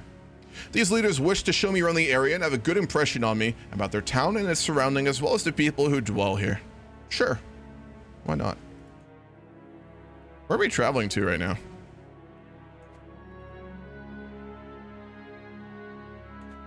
Going back to the capital for some reason. That's odd. Yeah, Viet is up to date now. Game of Thrones also just released. We're going to be starting a new Game of Thrones game in the server. I may skip this one and come to the next one. I'm going to be honest.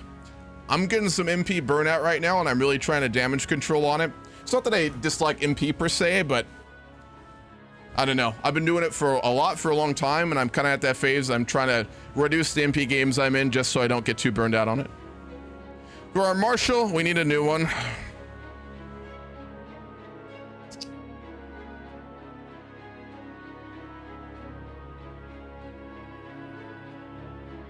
We may have Stephanos. He's capable, and I think he'd be loyal if we actually give him a council position. Ish. You should play AGOT when they get a content update. They already did, Green. They just did. I will do more. I have a lot of campaigns that are going right now and are about to start. Like, we've got the multiplayer grand campaign starting in 2 weeks. We've got the Millennium Dawn game starting in 2 weeks. No, actually, the multiplayer grand campaign starts in a week. The MD game starts in 2 weeks. And then we've got the mega campaign. It's just a lot of games. I'm just trying to be careful what I do now. Balancing everything with, like, oh, it's a little rough lately. All right, we have a lot of money. Let's go ahead and upgrade some of our holdings again. Can we upgrade the Capital and Devine, actually? No, we don't have battlements.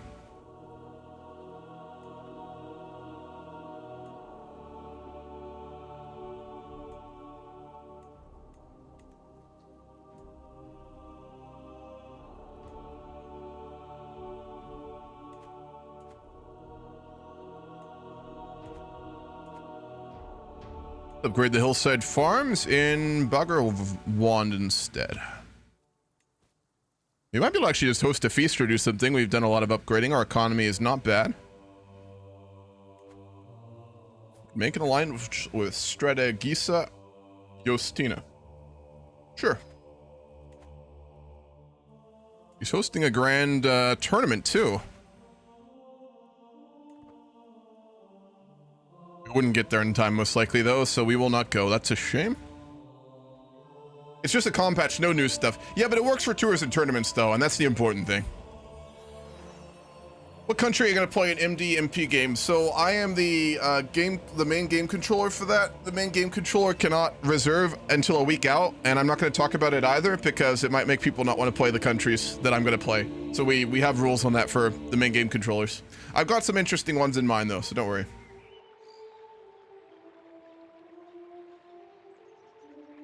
Our cat just messed up all the belongings of Princess Servardi of Kartli. That is rough. We're not gonna pay her for that.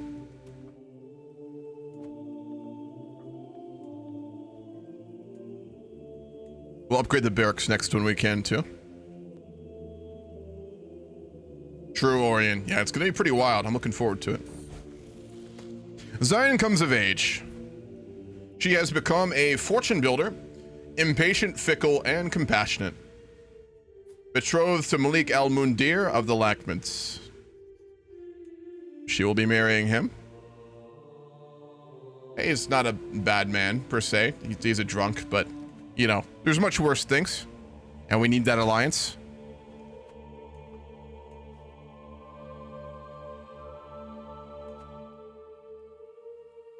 Sure. Move the vassals around. And we got another learning trait, too.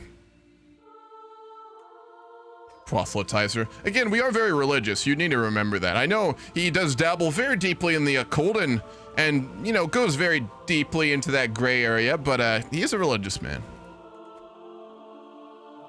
He's just a really, really interesting kind. Let's develop our capital some more as well. And we did get a mental break from that. Ruling has been such exhausting work as of late. It's like no subject of our Shakuni can wipe their ass without my express instruction. It does seem that way recently. That's true. I was in the middle of planning a small getaway to carouse with some amiable types when a servant came rushing up to me, babbling about some new trivial catastrophe. Let's go, journal. Let's go, journal. De-stress. And I think let's hold a mystical communion too. We're gonna go into a deep meditation and a retreat in the mountains of Carpathia. The type of thing our boy here would do. Your picks will be Dorn, Ironborn, and Daneson with green blood. All interesting picks. We have been called to war by our allies in Dacia. Yeah, and the Huns are starting to break apart. We can see it beginning here. After our assassination of the great Khan Attila, things are beginning to fracture as a child rules. We have promised men. They have come to our aid before. We'll raise the banners and we will march west. No need to send our bowmen though, I think. No, that's not what I want to do. Hold on. No. We'll keep all our expensive troops at home and we'll send our regular levies. Under the control of... What about our son? Do we have any children? Yeah, Dekron. We'll make Dekron lead our men west. Parth? What's up, Limpari? Hamu, how did the war go with Spain in the Grand Campaign?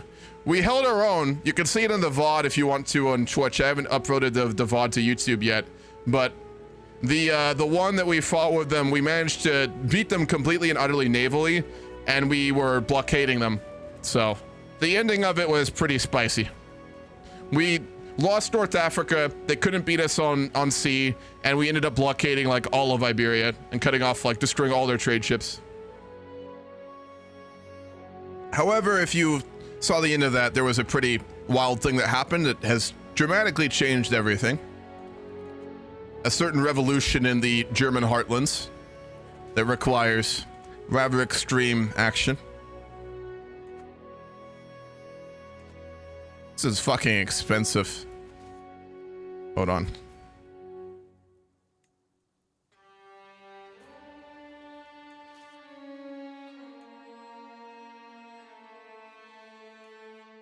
Yeah, we can't send all these troops. We just can't afford it.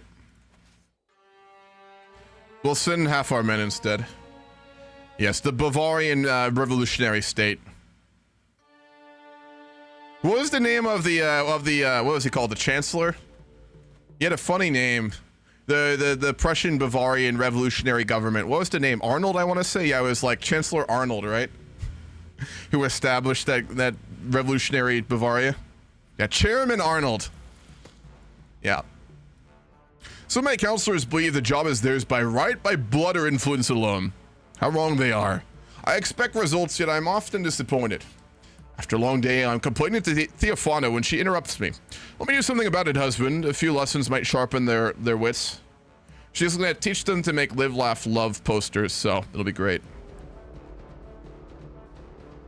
No, we're gonna just fuck our wife instead. Fuck that noise. We know that she's not capable enough to teach our chancellors, and it might insult them. So we're just gonna we're gonna distract her with our whole of body. Yeah.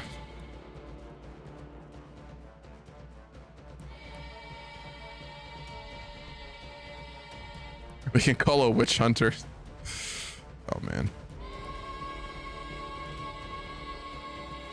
700 men. Should be enough to change the tide if they can hold out in time. Yeah, no last name, just Chairman Arnold. I hope in the lore that he's gonna be a very buff, very strong, you know, for the lore. We'll land in Antibarium. We'll meet up with the forces of Neopatros.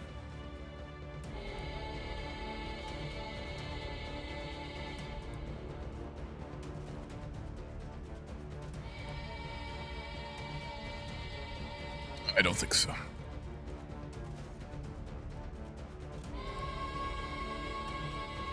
Not in time. Are you really going to reinforce? No, good. Whew. Stay your hand and wait for us.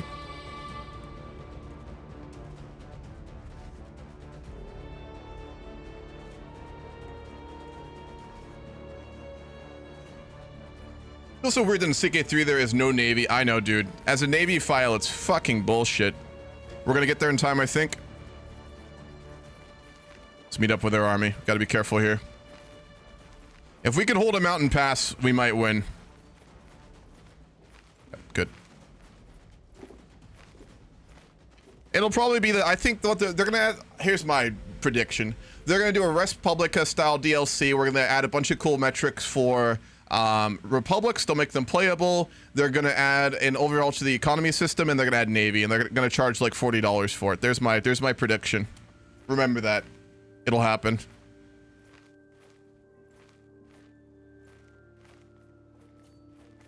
The prophecy of the naval DLC.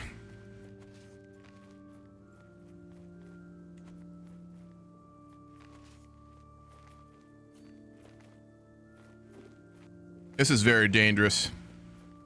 If this AI makes a blunder here, which they probably will, we're gonna get screwed.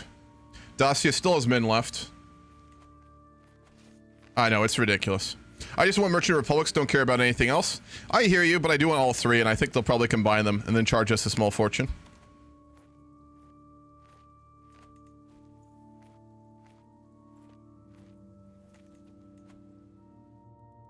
Keep working on control too. That's the region of the vassal, the mayor who sent us all that gold too. So let's bring order to his area of the world. Varn has come of age, and he is a naive appeaser. That's quite a shame. He was the one we sent to the court of Attila too. He didn't grow up to be very great, did he? He's both ambitious and lazy and humble and just incompetent. I mean, his stats aren't technically bad. He's just not very good at what he's, I guess, good at. We'll just let them use our soldiers. We will need to find him a wife, though.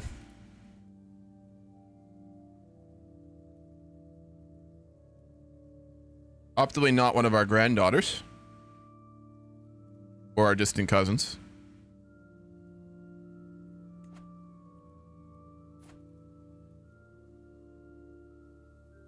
You can marry him to a duchess.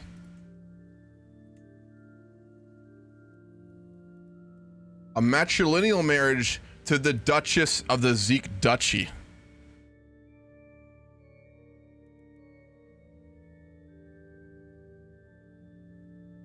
She is spindly, but she also controls a duchy in Iran.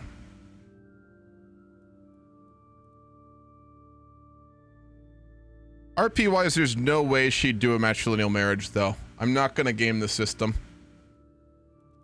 But even just having him marry into their dynasty would be good. So I won't do a matrilineal marriage. It doesn't make sense. So I'll just do a regular run with her. So, Prince Vram may have not have been well educated, but he is gonna become a trophy husband of an Iranian duchess. So, honestly, not a bad way to end up, I would say.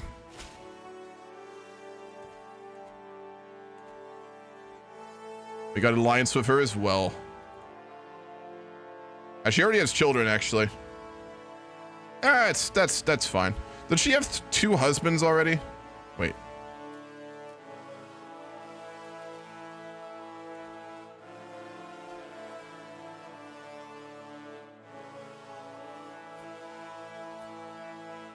Oh, wait. Oh, no. Oh, no. I was looking at the wrong area.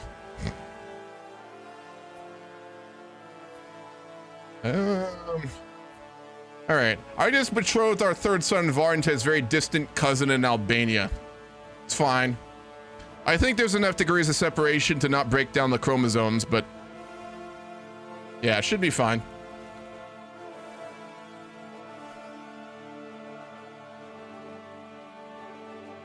Yeah, that was the Albanians. It's still fine. He's still gonna be a trophy husband, so he'll do all right.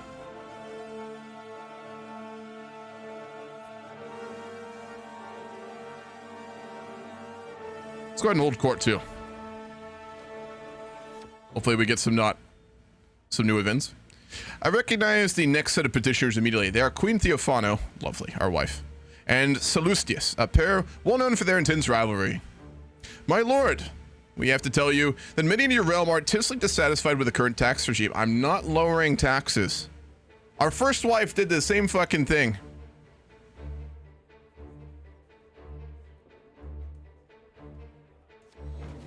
Good. We explained to them why taxes are important. I think it's also time to found Turning Point Armenia.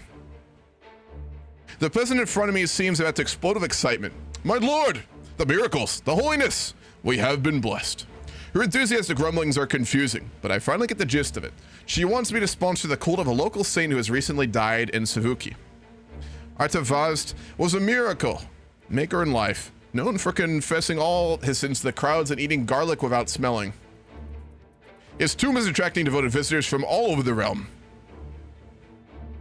I already know the saint came to me in a dream. All right. A new arrival in my court today is Theodomund, an envoy of my acquaintance at the Khan of the Hun Empire. Oh boy. Hopefully he didn't figure out what we did to his father.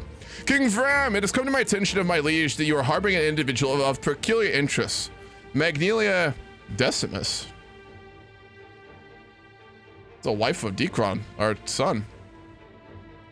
Magnelia has a legitimate claim on the Praetorian of Beograd. Khan Vinnick requests and demands the return of his subject. I send Theodomund out of the room whilst my council deliberates. Interesting. Yeah, she has a claim on Dacia, remember, because of her father. If the Huns want to press her claim, it would give our son Decron potentially holdings in Dacia and his heirs of our dynasty. But we would have to send our son to the heathens with his wife. And if it ever came out what we did to Attila, they'd both be dead. That's a tough call.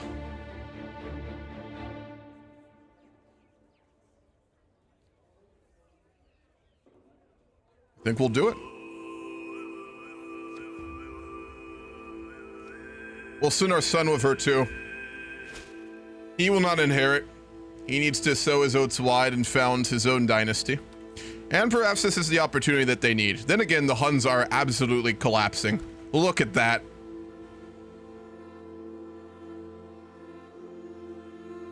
Our murdering of Attila was very successful and achieved everything we could have hoped for and more.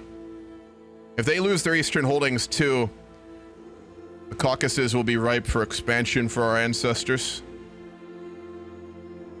My taxes are paying for the Bills' new stadium.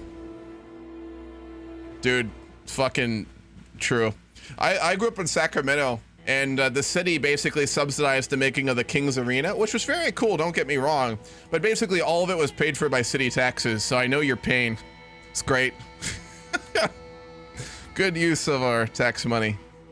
You know, the roads could get upgraded. We could build better public transport, or hear me out, we subsidize a private company who owns a sports team and build a stadium for them for free.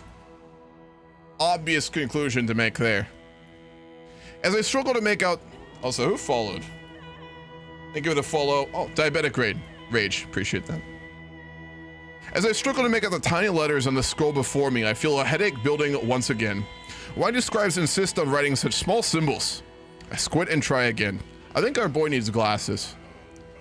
Nothing short of a miracle. With the aid of a stone of glass, even old men struggling with bad sight could read with ease. There we go. I think do we have glasses now?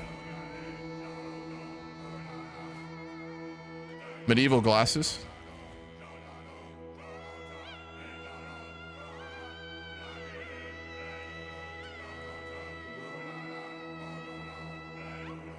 You better believe I'm taking a seat out of there. Yeah, true. You should just show up at the arena and demand to get in for free because you paid for it with your tax money. They'll love that. Most states manage roads and stuff like that. Texas with a gas tax and possible wheel tax if your state pays for that. That's true, but cities will also fix roads within the cities, I believe, right? States will do like a lot of the big roads, and sometimes they'll give money to city and county governments. But a lot of times, I believe if I remember correctly, a lot of cities take it on themselves to do that, or even explicitly responsible for it. Correct me wrong there. All right, let's go ahead and put up the holy finger of Artsavad too. We never did that, which we bought from that woman a while back. Goes to war in the west. Not great, but their armies are divided.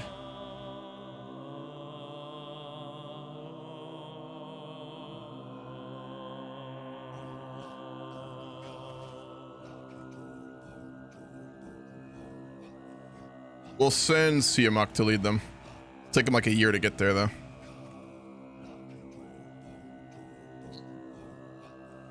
Also remove the Khan. He is dead now. Let's go ahead and pin his son, though.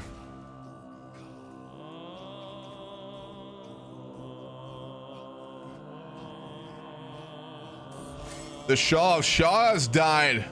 We've outlived 2 great Shahs of Iran now. Grand Prince Visa now rules. It's called the Iranian Empire now, too. He is compassionate, wrathful, and patient. A good administrator and a gardener and a poet. Interesting. Not very competent either, though. Top of the morning and nothing to report, the guard told me as I made a few rounds around my garden.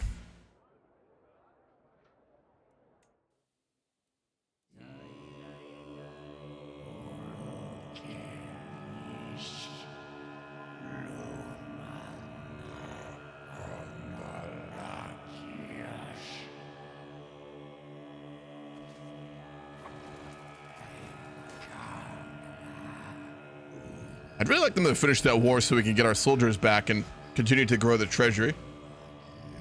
Yeah, true. This Iran is fucking cool.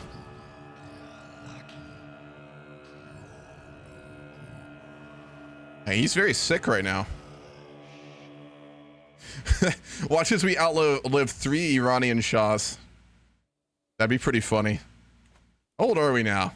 We're 58, but we're very healthy. We've studied all manner of things that have allowed us to live for much longer than many men will. Go pet our cat too.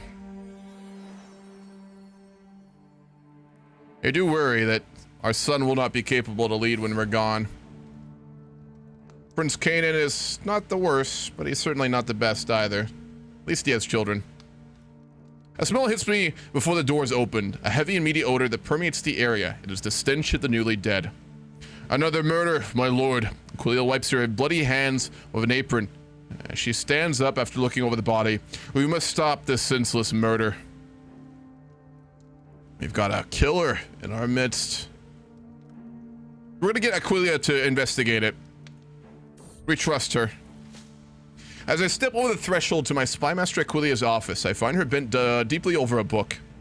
This translation of Hippocrates is atrocious, she says. Sure, we'll work with her.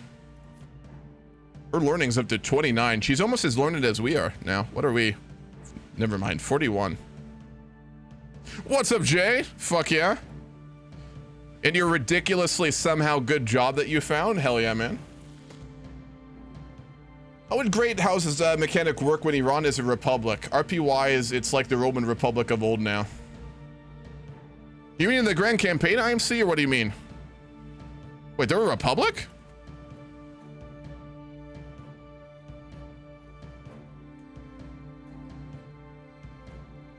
My god, you're right. They're a fucking republic?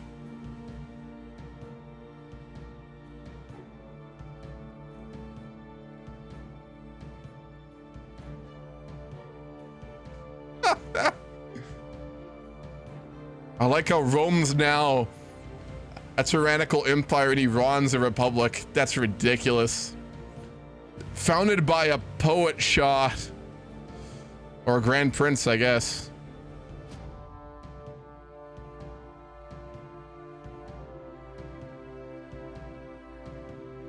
Wow, that's wild.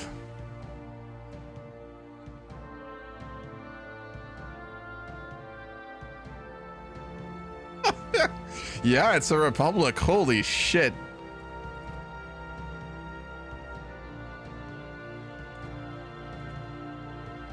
That is a wild development. They also did take Albania, just a heads up. I think we are going to go to war with the Lazika. Given the Republic just took land to our east and our ancestors in Albania. Given Rome is ruled now by a new emperor, Vasilif Alexander, who's very capable, and with the fall of the Huns, we need to go stronger. Our position here, without war with any of the great powers, has gone on for a while. I think a war with the Lazika, despite us not being a warlike man, is warranted. Our daughter is zealous. We have to wait till our troops return from the west, though. Let's hope it's in time.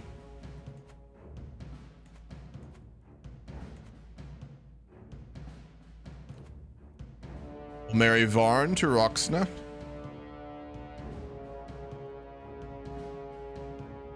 Yeah, she has a claim on that whole area too. Perfect.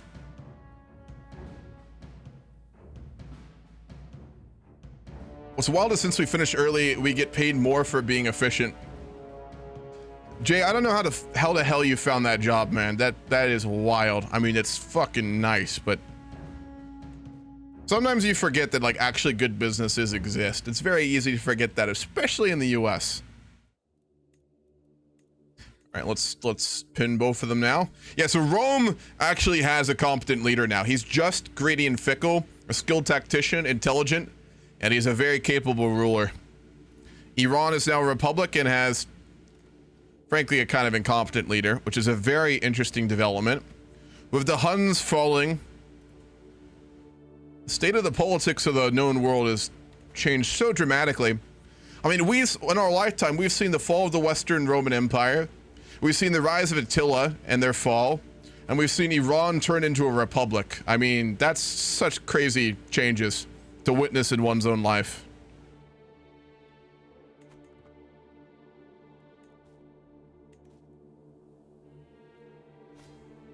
They're in contention again either. They're not in total war.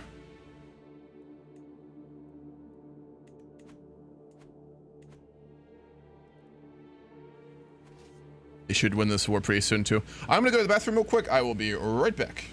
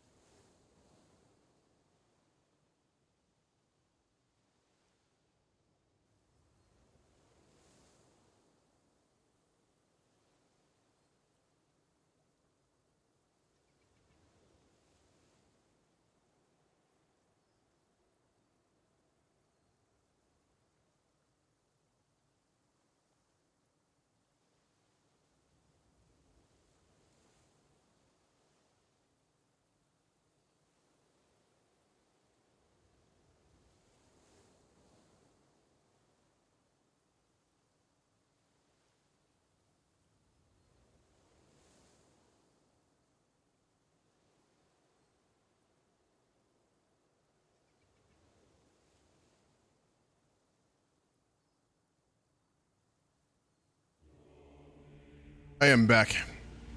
What's up, Jay? Appreciate that, man. The sub goal for RimWorld was already met. I am going to do that in the future. It's on my to-do list for upcoming streams.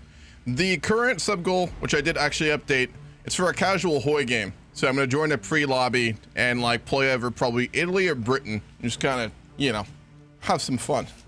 Been a while. I used to really enjoy doing those, and I think they would be probably pretty entertaining. So that's what that one is. Just heads up. I never really advertised those too much, but just to clarify, it should be updated. I did change it on Twitch, right? I thought I did. Might be wrong. Public Hoi game. Now I'm going to join a pre-host game and do one of those. Yeah. I appreciate that, Jay. I picked Shepard the second in the 395 start date and is hoping to go into all war against the Romans, but they fall so quick even if you have a lot of bad stability events. Yeah, I've noticed that too. I mean, it makes sense though. This was such an unstable time for Rome. Like, trying to stabilize either of them is just so brutal in this time period. And that makes sense, right? There's 100 reasons for it. Your city's taxpayer dollars are going into the Jaguars' new stadium.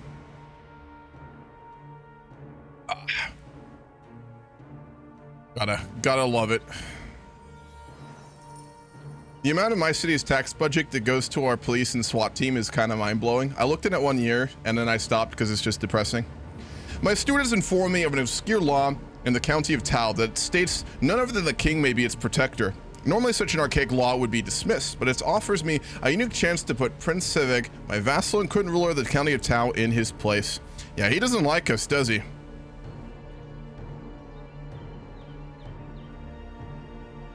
Could we reconcile with him? We would go diplomat.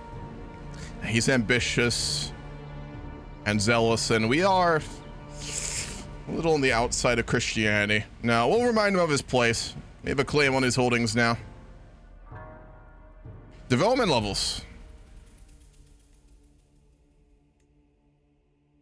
Not very high in Armenia. Only 6 in our capital. No. Armenia is not very developed in this game. Lower Iran is in Baghdad, Constantinople, Rome, Carthago, parts of France.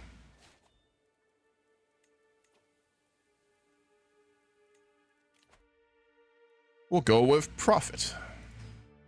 He would be a very respected religious figure, though I'm sure very contentious given our activities, some of which are known, some of which are not.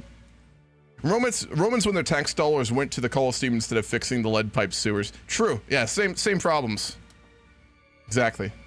Have you played the Poly Bridge games? I have not, Cheese. I've never even heard of them ever, actually, so not too sure. If we could get those soldiers back from Dacia, that would be wonderful. I'm inspecting the barracks infirmary when a severely injured soldier is brought in. She's losing too much blood. Where's the physician? Aquila is nowhere to be found. A chill runs down my spine. I might be this woman's only hope. Suddenly, as if he stepped out of thin air, my son and heir, Canaan, is by my side. He rolls up his sleeves and looks at me. Yeah. Sure, let's do it. All right. Our son may not be the most competent, but you can't deny he will take action. Our patient screams and thrashes, even though 3 grown women weigh her down. Every step of the way is a battle, but Canaan remains calm, and eventually a quiet focus settles over us. I'm not sure how we managed, but in the end, it seems like the soldier will live. That was an impressive feat, my lord, Canaan says with a tired smile. It was an honor to serve by your side.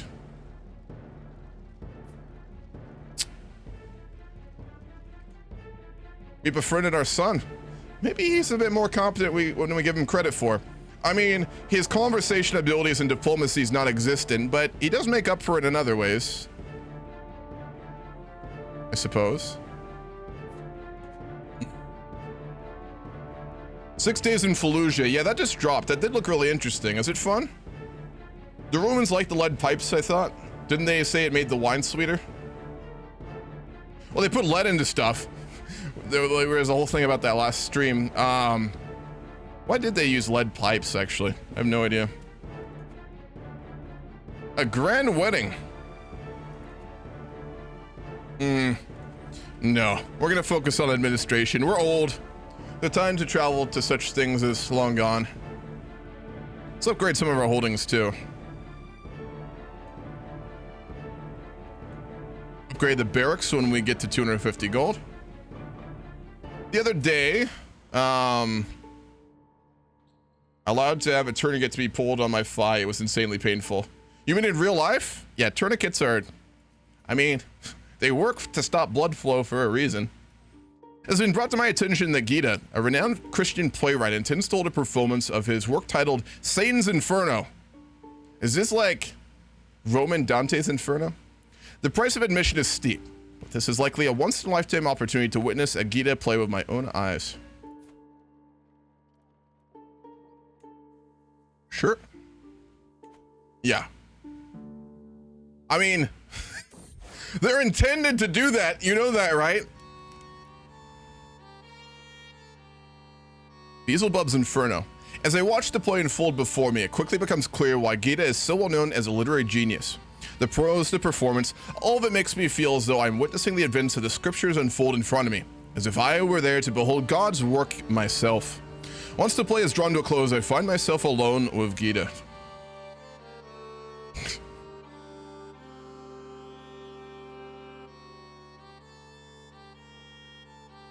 We could try and challenge him to see if we can write a better play. We're not an arrogant man, but we are confident in our abilities, so let's do it. What's up, Abby? The Huns, the Hunnic Empire got huge. They conquered most of the West. They got all the way up into Netherlands, but after learning their language, almost befriending Attila and sending our third son as a ward to him, we ended up actually assassinating the Khan. Almost pronounced that very wrong. While he was preparing an invasion of Italy. So we actually managed to kill him after befriending him. We used diplomacy and intrigue to end his reign, and it started to collapse massively. They're still around, but his son is in charge and very young. They got huge though. My mic is insane. What do you use? What's up? The only LV? So I have a, what's it called? An AT something.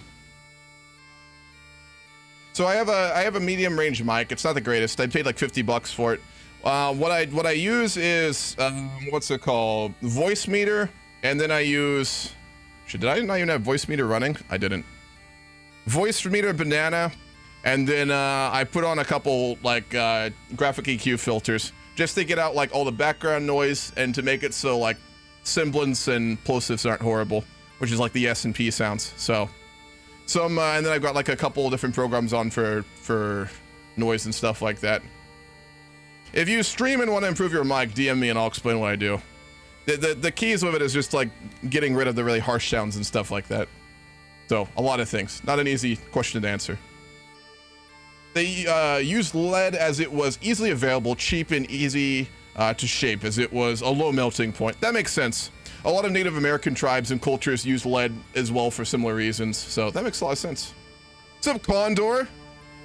Thank you for the 14 months and the sub. I've told you, when the focus tree comes out, I will do San Marino, and I'm not even joking. I absolutely will. And thank you for the follow, Chris Fain. No, I literally paid $50 for this mic. It's good. It's not fantastic. I just like spent, I'd say a good 12 hours researching and learning how like basic sound engineering works to make my background noises and then my mic work a little bit better. Yeah. But yeah, if you want a better mic, get a voice meter banana, and then you want to learn how to get rid of semblance and plosives and remove background noise. That's the big thing. Otherwise, your voice will sound pretty bad regardless of what mic you're using. It has been quite some time since I originally vowed to outdo the inferior work of Gita, and as the ink of my scribes grows dry, I admire my own work. 2,000 hair-stunning nights, is a work deserving of being called a masterpiece by own humble reckoning. Do a bit of that. The only question that remains is who would play the lead role? Who has high diplomacy and learning? Neither of them. Myself! In disguise, of course. Oh, let's do it. We're gonna star in our own play here.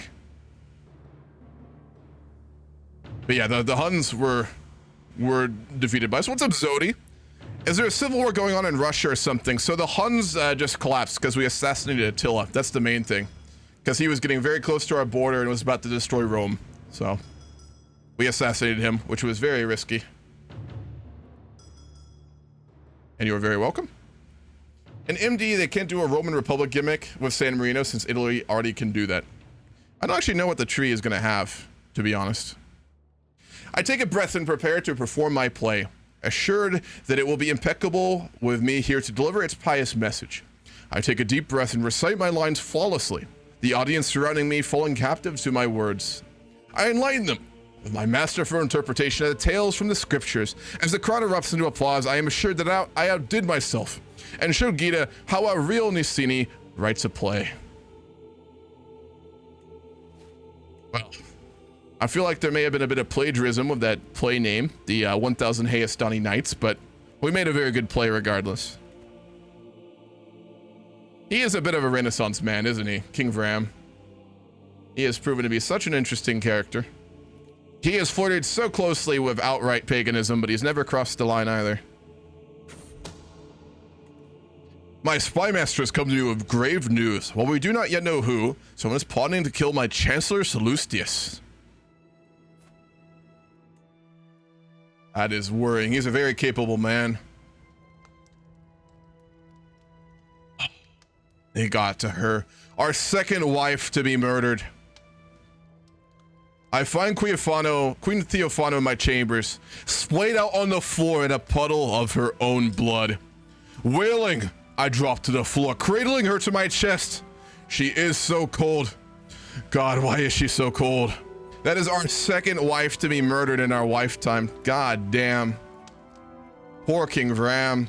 I'd say we didn't love either of them, but we did have great affection. They bore us many children. We knew someone was plotting to kill her. I mean, there was... Prince Attashir is trying to kill her, but he's dead, so we have no idea who it was.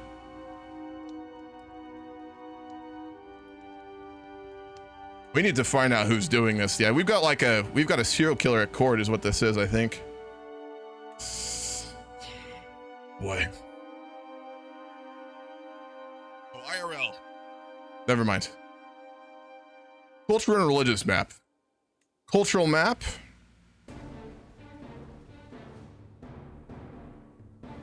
And then the religious map.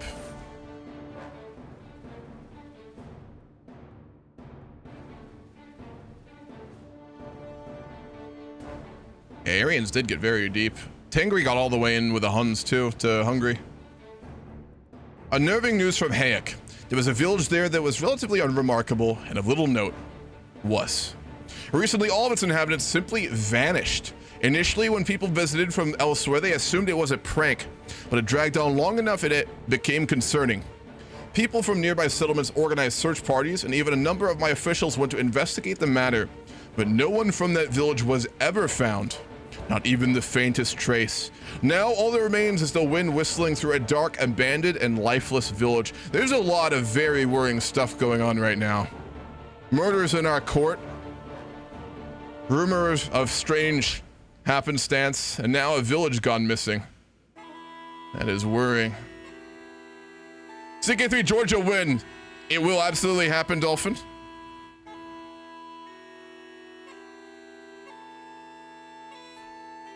Poron has learned the Armenian language and sent us a letter. We'd admire anyone who attempts to take on any new knowledge or any new language, so we'll send her a letter back and praise her for it. Cultural map? Yeah, sure. To the charming King Vram of Armenia, I call you to honor our alliance and join me in the Arabian clash against the chiefdom of Sirhan. We will go to their aid and join another war. Culture map. Absolutely.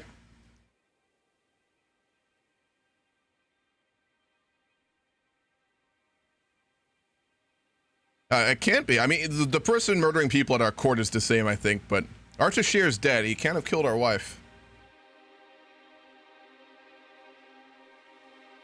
Yeah, why the hell does Aragonese exist? Hold on.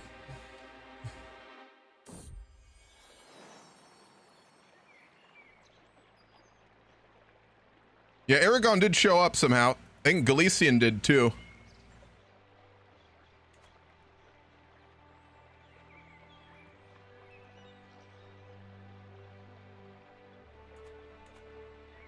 It's an odd one. Our cat is continuing to kill more rats. Wonderful. So we are currently 59. We're not going to remarry. We're not the type for it.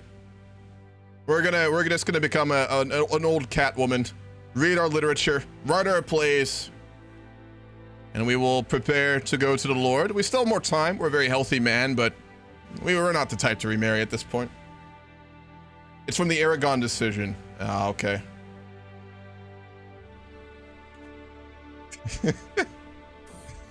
Maybe they just developed their own culture dramatically out of nowhere in 430. You know, it's always possible. Yeah, Galician is much older. That's true. They're a very ancient culture. Boy. In a dusty corner of the library, I find a tome, bound in leather and inscribed with weird symbols.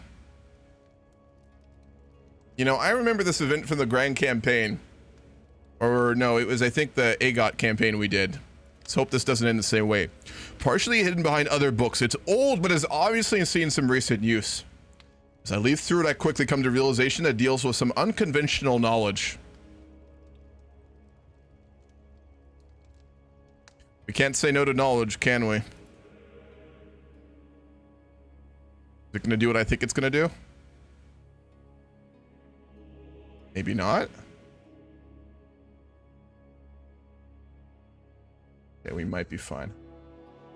I should do a Nepal MD run with the new tree. That would be interesting, Jay. The Arabian War was lost before we could even send troops. We still have all those men in Dacia too. They've been there for like, what, 3 or 4 years now? 4 years.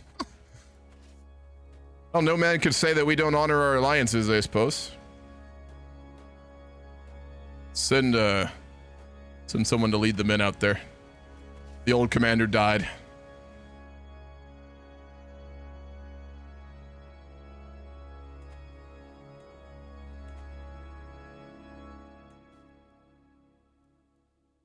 A guardian for our daughter under Aquilia. Why do I have the nagging suspicion that Aquilia is the murderer? I'm just saying. I'm gonna put that out there right now. I have a little bit of a hunch that it may be Aquilia doing all these murders.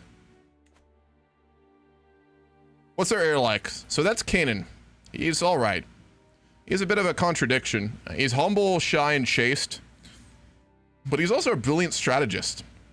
0 diplomacy, but 12 martial. 13 learning. His wife is very fucked up. She's flagellant. That's unfortunate. Not the most competent, but could be worse. None of our children really came out that well in terms of their education.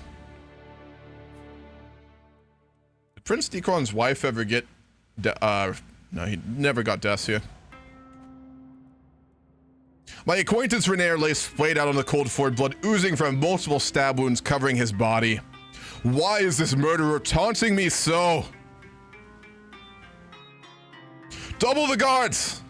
Does not matter the cost. We must find who is slaying all these people in our court. What demon could be doing such a thing?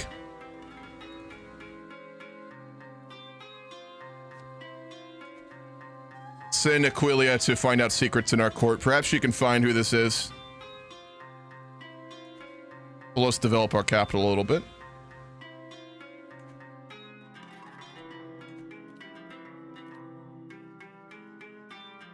Almost enough gold for barracks.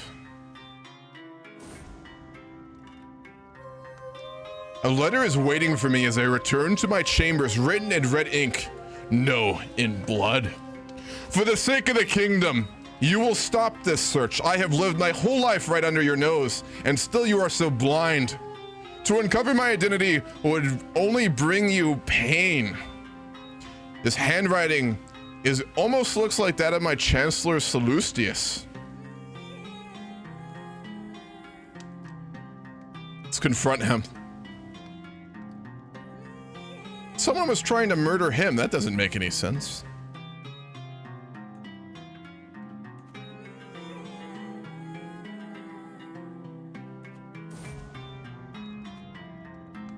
When I finally track my Chancellor Seleucus down, he does not even try to run. In fact, he looks at me with utter confusion.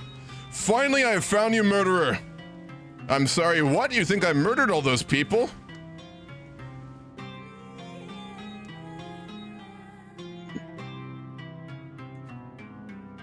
His demon is toying with us. He's playing mind games. Can we do a mystical communion to try and figure out who it is? In a year we can.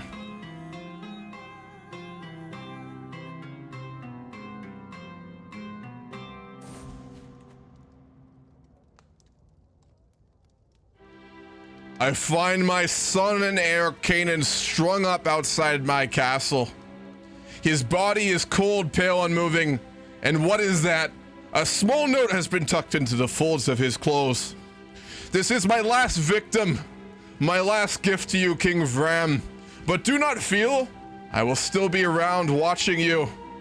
Jesus Christ, man. Fucking hell. He killed our heir.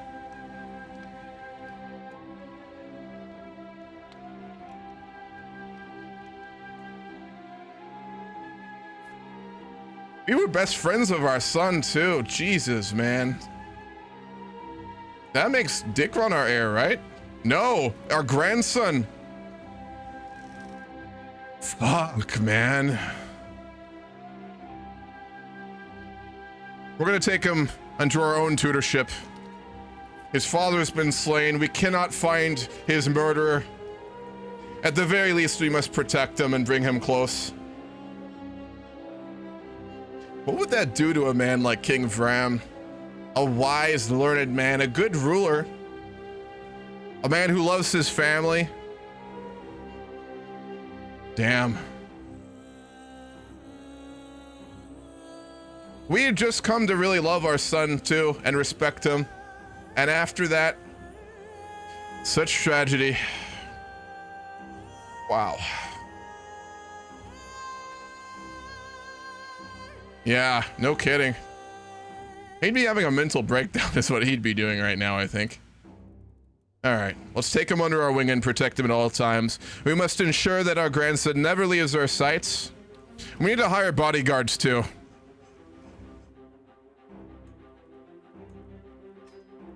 It does not matter the cost.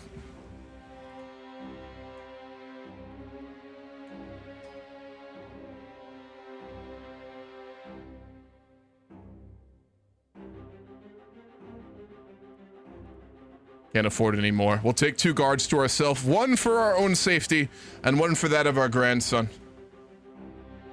He may have claimed to have taken his last victim, but you cannot trust the words of a demon, for surely that is what this creature is. No man should or could commit such an act.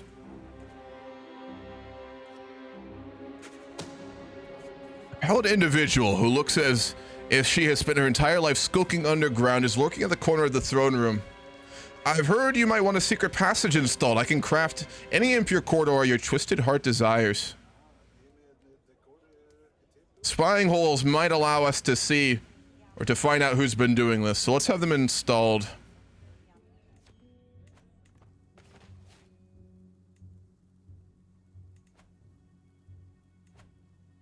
Perhaps we need a new spy master too. There's not really anyone we trust nor is more capable, though. Like I said, I have a feeling it's Aquilia out of RP, but we utterly trust her. Would he blame the Christian gods for banning him and taking his son? It sounds like a motive to look to other religions. I don't think so.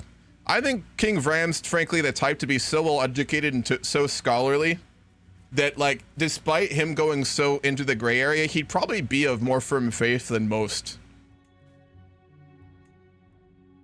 He's read the scriptures. He knows that the Lord tests. And sometimes things are even outside the Lord's own hand. I mean, as I said, I think if anything, he'd probably think this is the act of the devil at work, Satan at work, Lucifer's own hand. While performing her duties as my spy master, Aquilia has uncovered a secret held by my courtier Tornik. There's evidence that he may be participating in secret rituals What other purpose would there be for something like that but to commune with evil spirits and consorting with demons? Perhaps this is who it is. But then again, we do some of the same ourselves.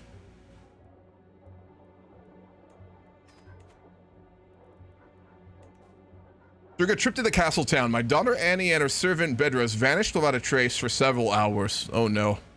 Annie was found hanging halfway out the window far up the side of the storehouse. They were lucky they were seen before they jumped down unassisted, as they could have hurt themselves. Ah. Silly child. She is brave.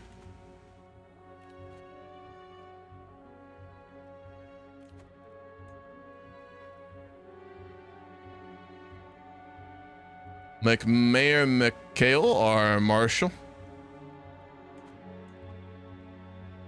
Yeah, he would accept it.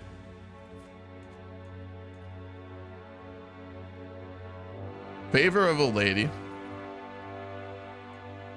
We have 2 favors of a lady.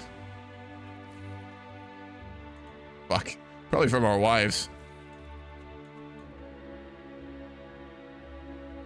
She does. Aquilia is very powerful, as I said. But remember, we're trusting. We've literally dissected bodies with her. So, I mean, we utterly trust her. If anyone wants to get away with what this murderer's been doing. Our daughter came of age and she's an astute intellectual. We'll need to find her a husband. We also inherited a ton of holdings.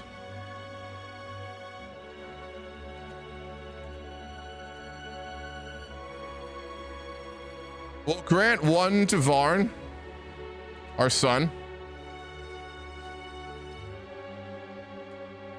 We'll grant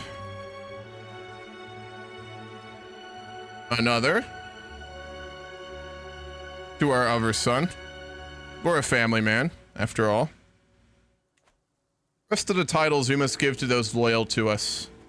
What of our knights?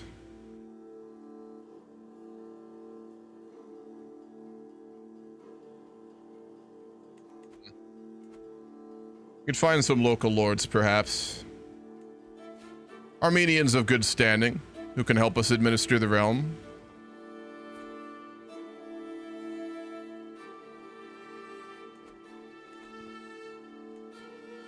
Probably all those murders.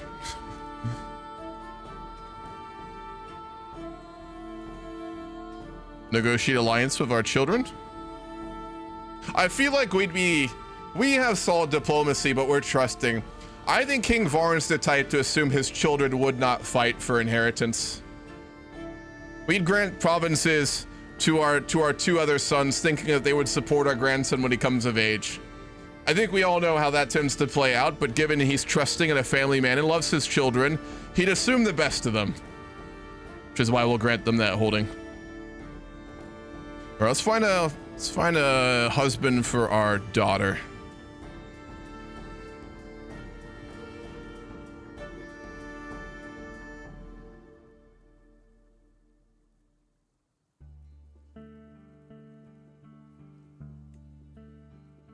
Praetorian of Assyria.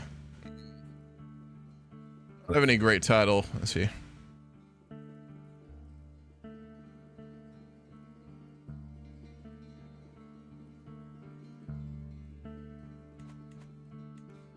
I'm not going to marry her quite yet. Our grandson may need to marry relatives for alliances. We'll wait for such a thing. Ooh, that's expensive. We're not repairing those.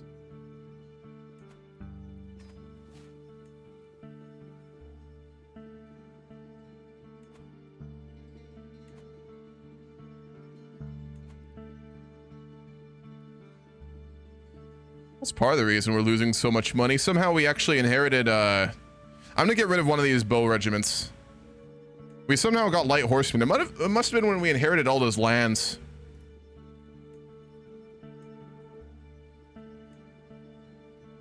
We'll station them already stationed in Devine. And we'll station the cavalry in Kars. All right, it's good.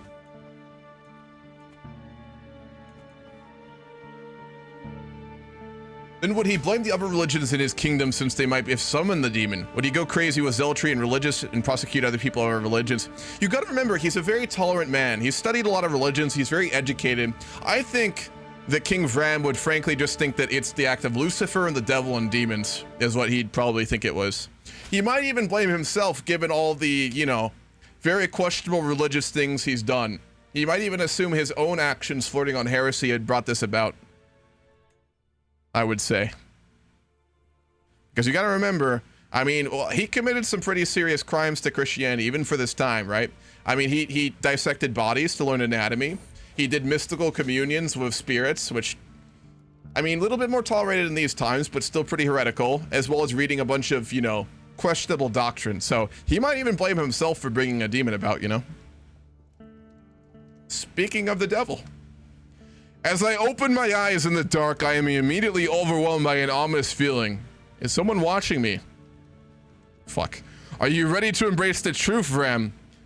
I would recognize that voice anywhere. It must be my knight Tornik.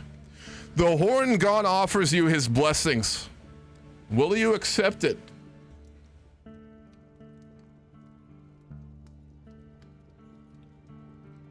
Timing of that, Jesus Christ.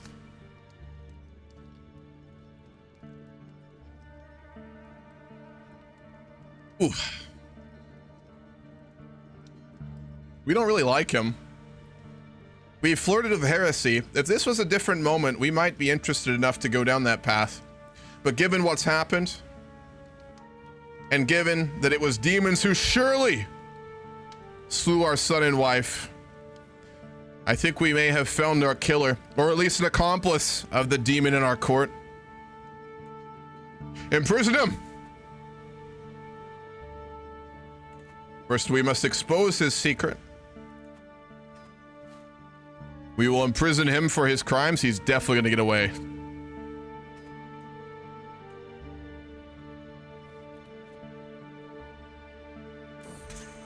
He slipped back into the night.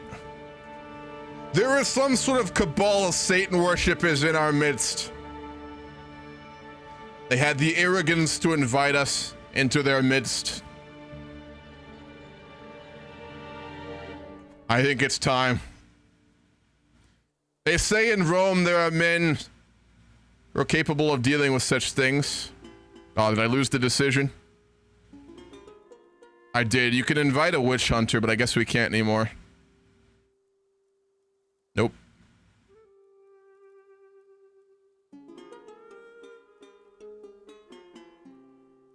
Ah, that's a shame. There is a decision you can do. We want the mods to invite witch hunters, but we are not going to have it, unfortunately. You might assume there's a rebellion on the horizon or something. It's somebody targeting the royal family. That could be. But you got to remember, like, all our disloyal vassals are dead. There's a child in the north. There's our sons in the south and west. There's really no one but our children and a child in power besides us.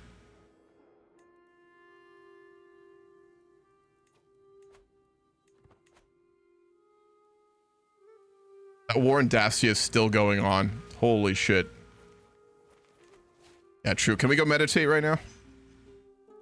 Not quite yet.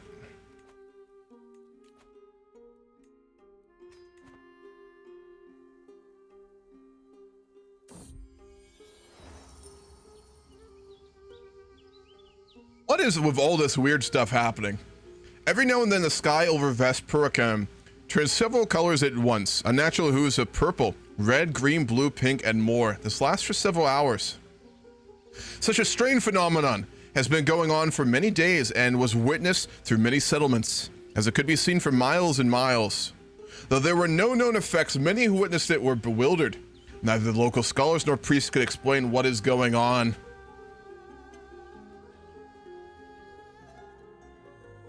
What the hell is happening? Aquilia is dead. Slain in battle.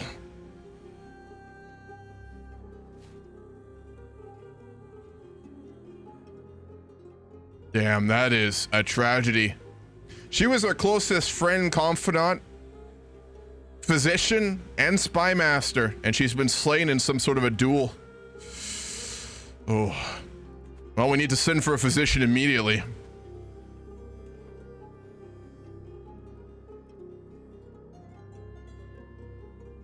This is getting worrying. This is... holy hell, man. Julia is capable. Physician, a wife, woman, and a herbalist as well.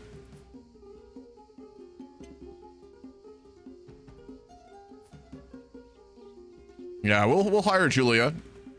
She'll make a good physician in our court.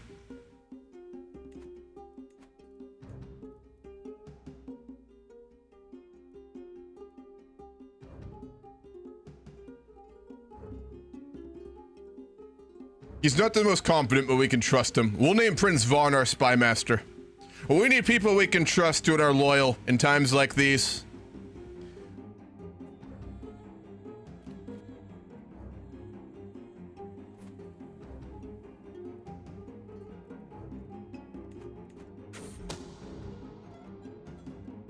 While performing his duties as my spy master, Prince Vaughn has uncovered a secret held by my Chancellor Sallustius.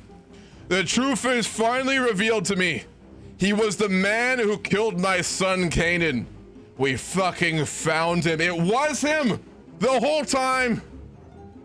We knew it. We knew it was his handwriting. He's been our chancellor for over a decade. We trusted this man utterly.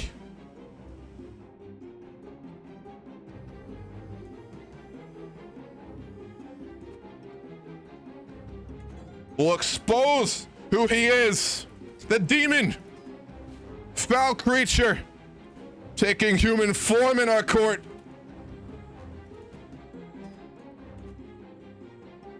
At last we have found this creature. You know, they say demons are capable. Would we torture Sallustius before killing him?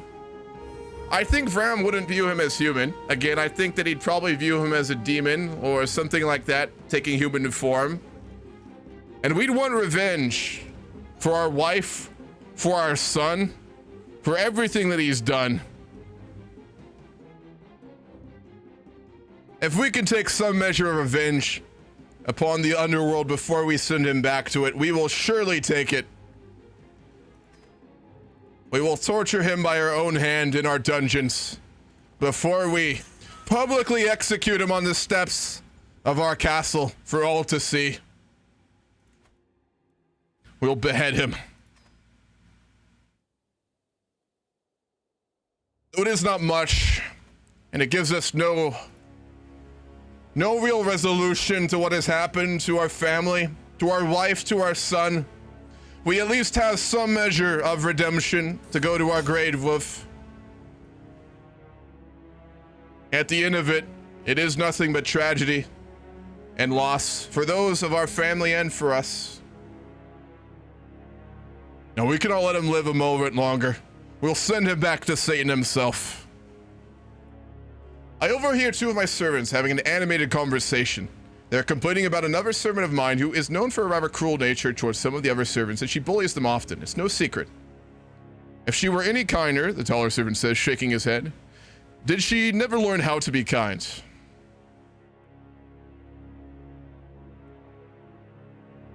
Lecture them. Man, I feel like he should be much more stressed than he is right now. Honestly. Let's hold a mystical communion to deal with what's happened.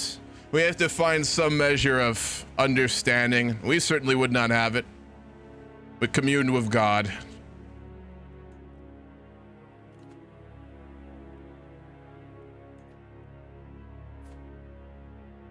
The Vasilif of the Roman Empire wishes to betroth his firstborn son to our daughter.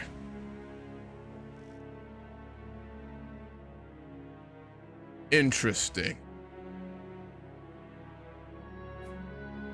Princess Vartui, greedy, zealous, and stubborn. A good Christian. A capable woman. A very educated woman, too.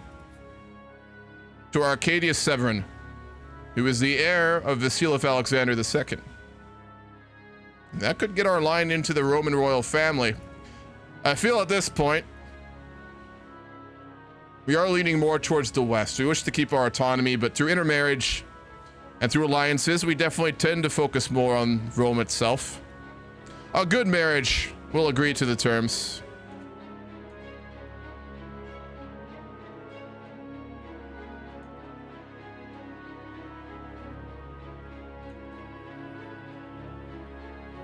Good guardians for the rest of our children too, under Julia, our physician, a very learned woman.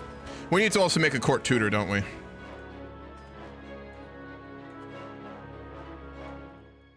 We'll go Julia. She's very capable. King Vram has a lot of respect for educated people and learned people, so we'll go with them. He's living to be pretty old too, isn't he? 61. I suppose it's not that old. The Grand Campaign in CK3 really got me used to leaders dying young in CK3, honestly.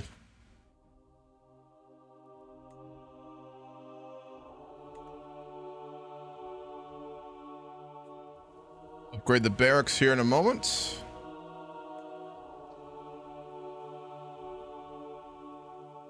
We could build a temple in Devine instead if we save up enough. We'll save up for that instead. Given there's been so much demonic presence in Devine and within Armenia, given our religious nature, before we die, we will seek to raise the funds to construct a great temple in our capital in the mountains of Carpathia to show our faith, which has not wavered despite our actions or what has befallen our family. If we save up 400 ducats, or what are they called? They're not ducats. There's a name for the Armenian currency. I forget what it was. 400 gold. We will build a temple if we can.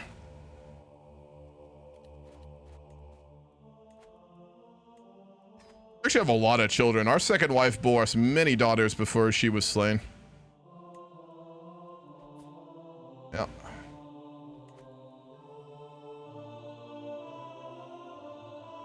He's had a pretty tragic life, hasn't he? I mean, for such a learned man, I'm sure he'd have such perspective on many things that most won't in this era due to his education. I mean, he's one of the most learned men in the world, and his whole life has been nothing but wars of aggression, rebellions, murder, and tragedy. I mean, he's had such a tragic life. I mean, we're lucky we've had such a capable king. We're called to war by Dacia once more. And immediately we're gonna get attacked. Oh my gosh. 43 hours in? God damn. Our troops, which were supposed to come home for Dacia, were ambushed while attempting to find transportation. My recent endeavors within the realm of theology have given me a greater appreciation for God's representatives on earth. Trying to express some of these feelings, I will draft a letter to the Prince Archbishop Abdul Jalil. I sit down with his scribe, and together we craft a truly splendid letter highlighting his holiness.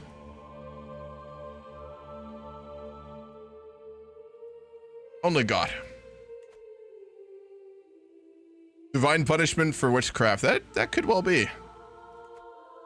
How is our grandson doing, Vog?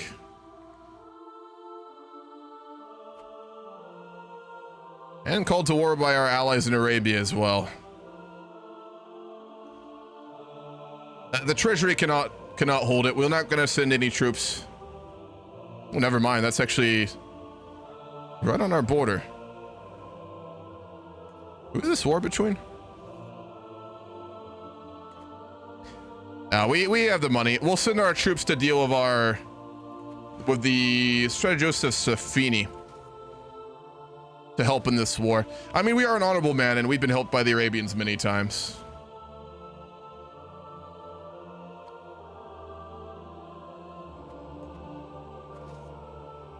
At least we do have a much stronger army than when we came to power. That's something to be said. Nothing that could stand against either Iran or Rome, but still.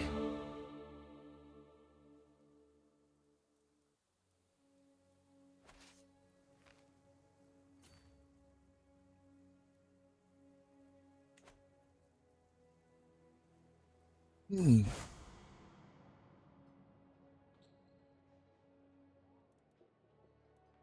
lord, my Archbishop Alexander approaches me with urgency. A local merchant has a copy of the influential Regula Pastoralis, but refuses to sell it to me. If you make him see the error of his ways, I could be in your debt.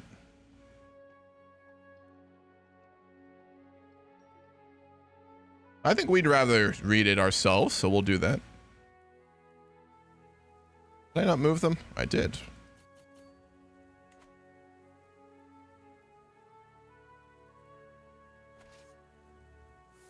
They bugged.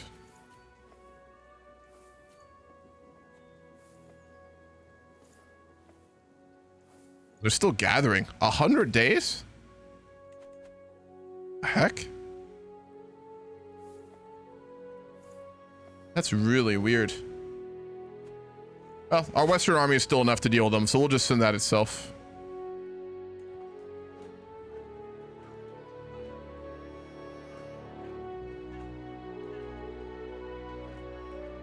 The forces of Sophia have been dealt with. Let's send them west. Is our son capable of leading men? He needs to get some training. I mean, Canaan is dead, to be fair, isn't he? Fuck. I was like, which one of our sons was the capable commander? Ah, fuck. We'll send our marshal.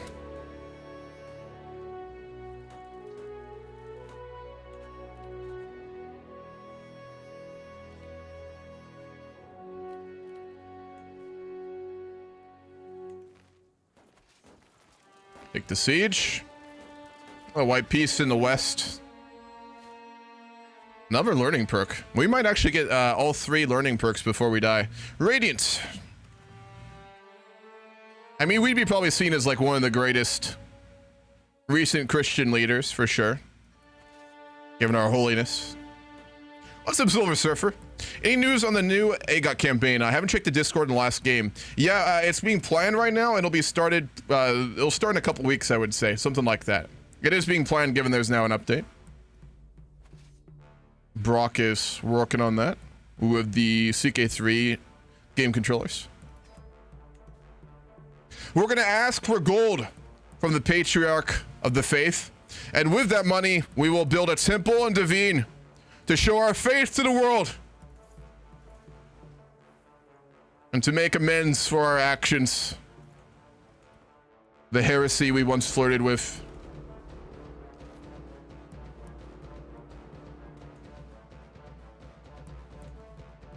Yes, it is absolutely coming.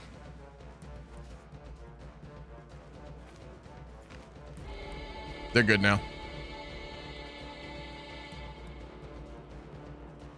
I do not know if we will see it raised before we die, though. It will take 3 years, and we are pretty old. We might see it. We're only 62. With full of body and his stats, it is possible he could live to be like 80 or 90, but...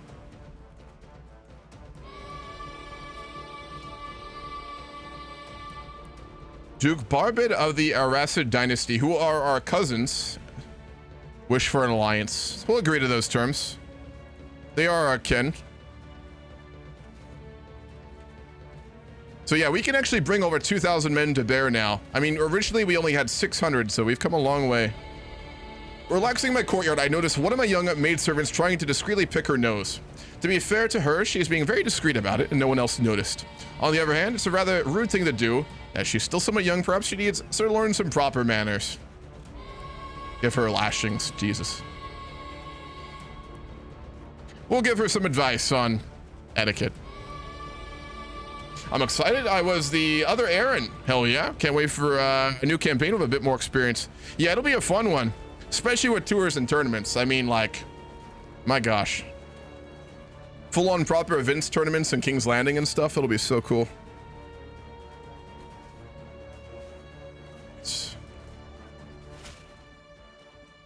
Bearer of the Lady has been destroyed by decay.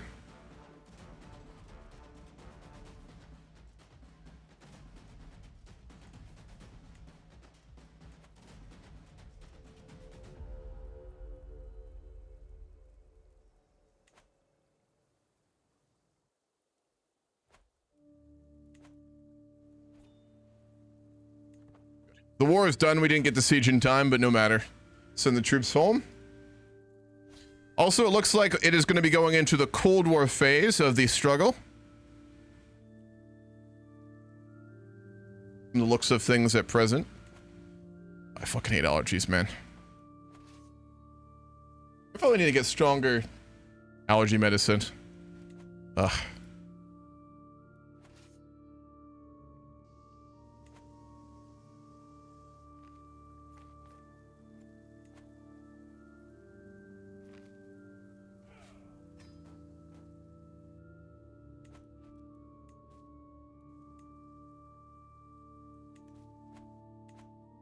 All right. Again, now that we actually have a moment, I think a war against the Lazika, as we had planned long ago, would not be a bad idea. Oh no. King or peasant, high or low, it does not matter. In the end, we are all mortals. I was reminded of this as I woke coughing in the early morning hours, a dull headache pounding through my head and throat. You seem to be under the weather, my lord. I know a fair number of suitable remedies.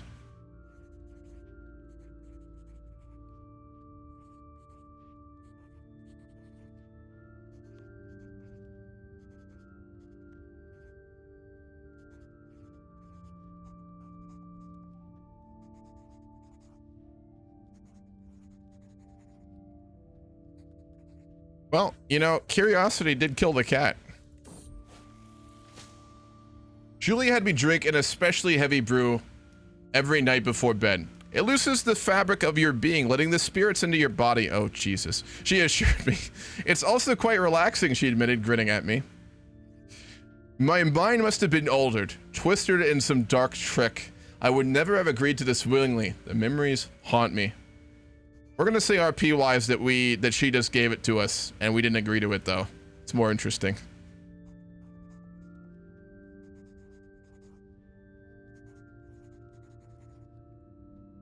Tell her to stop it, too. We are now possessed. Sudden changes in emotion, awareness, and ability that Vram experiences can only be explained by spirits.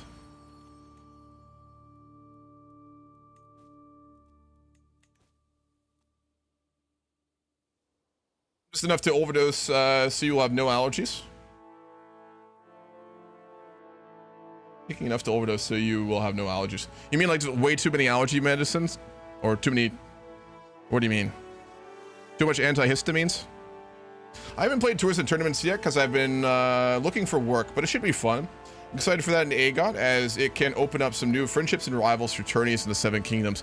Yeah, I think it'll just make the diplomacy even more in depth, really. A few of my loyal servants were traveling to a nearby town for official business on my behalf when they were attacked and taken hostage by a large group of bandits. They demand a sum of 100 gold to let my servants go free. I'll have 1 year to pay this ransom before they kill my servants. They are mere peasants, so it wouldn't reflect too badly on my eyes of some of my courtiers if I simply leave them to their fate. So to mention, there's no guarantee they would even honor the deal. On the other hand, these are my loyal servants. I would need a daring plan if I wish to rescue them. Perhaps it might even be simply better to pay the ransom and hope things work out.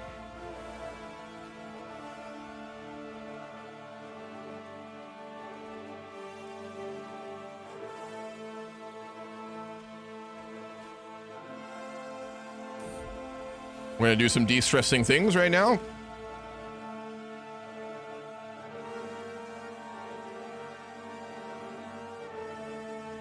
We'll ransom them. We have the gold. We're an honorable man. Even though we may be possessed, we still hold some clarity of mind. We cannot allow those who wear our colors and who ride under our name to not be given safety. We'll pay them regardless of the outcome. My servants are still being held hostages, but not for long. Action must be taken to save them. I discussed the matter with my advisors and guards, and they have laid out the arguments for and against paying the ransom versus attempting a daring rescue. In the end, I decide we will. All right, we can either pay the ransom or rescue them with a raid. Can one of my mods please make a poll for this, either ransom or raid, while I go to the bathroom very quickly. I will be right back.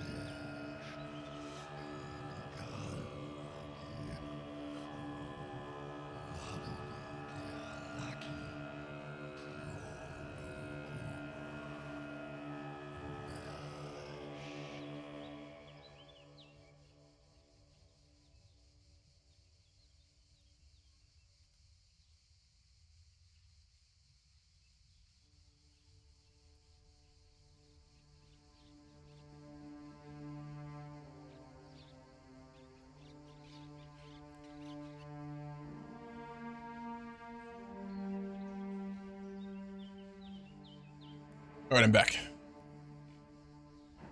Was there... Oh?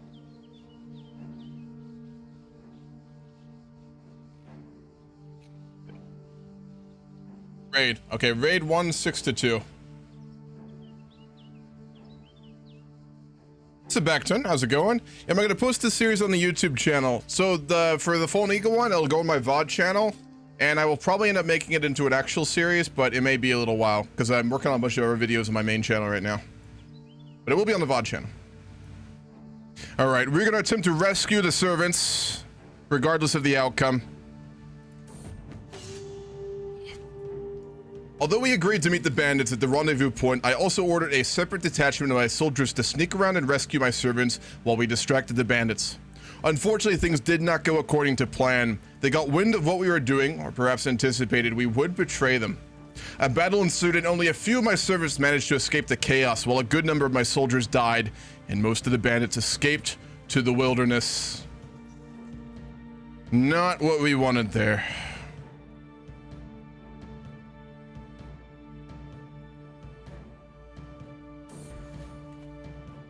I woke this morning and observed the first rays of sunshine. It took me a moment to realize I had slept soundly for the first time in weeks. I did not wake up coughing once. Wonderful. Our physician did give us some questionable medicine there, but at least we are much better now. Oh my gosh.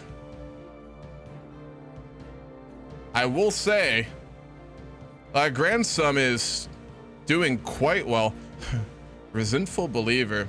He's got 7 martial already. We'll need to find him a good warrior to learn with, won't we? I've arrived in Devine to pay homage to you, glorious king. This is our son. And show loyalty. Wonderful. He brought gold too. Let's see.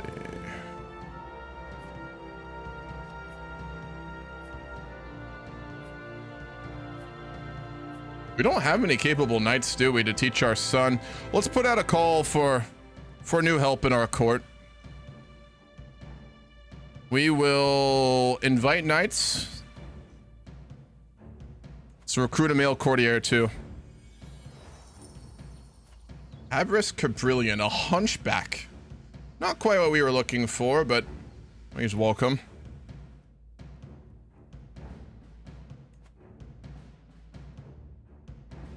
We'll invite a noble to our court as well.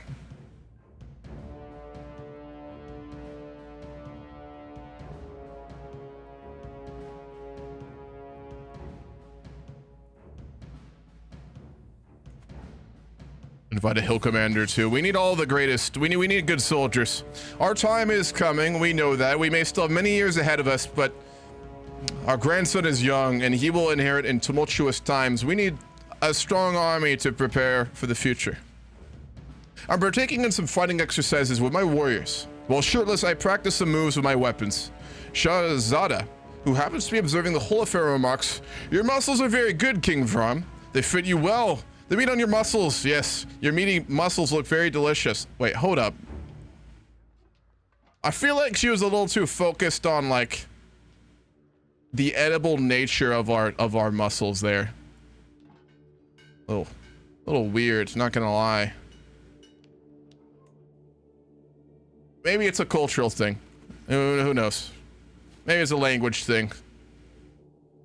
Outsiders can be very, very odd. Yeah, there was a poll and I did that.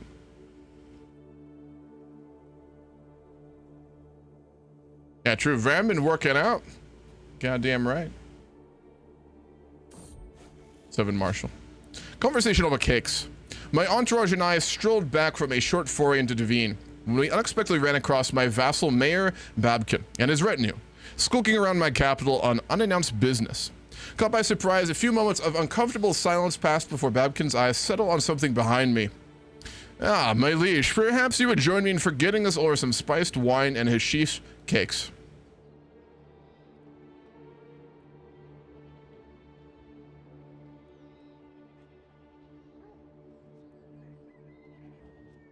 Cosmic insights.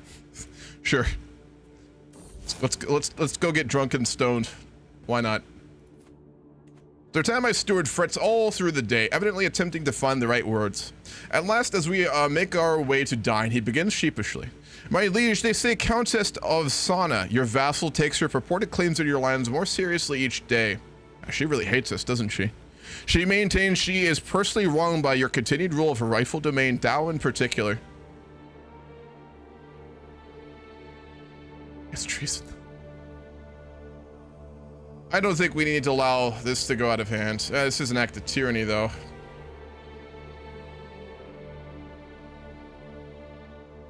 We'll at least try and speak with her about it. No, we became rivals. Very well. Unfortunate. Our daughter Annie came of age. She is a charismatic negotiator, zealous, brave, stubborn, and charming. Not bad stats either. All of our kids have been all right. None of them have been, I'd say, really exceptional, but they've all been quite capable. We are one away from getting all 3 lording lifestyle traits, too. At 64 years of age. I pause for a moment on the threshold of the corridor, admiring the sunlight when I overhear derisive laughter coming from just around the corner. I know, I hear my breast courtier Julia chortling. That's our physician. Did you see the state of last night's banquet? I would rather just chew on my trencher than eat dead pig's will. Another tooting voice cuts in. My goodness, I thought it was only one who noticed, not to mention the size of our quarters. There's barely enough space for a servant's pallet. To be fair, we put no money into our court, so... we probably should increase the quality of our court.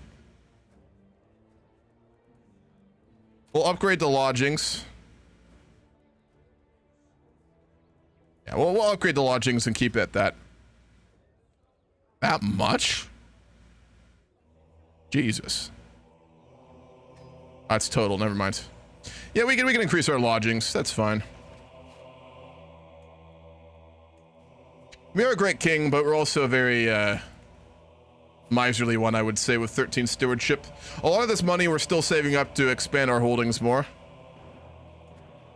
We'll need a large army, strong men to watch over our grandson when he comes of age.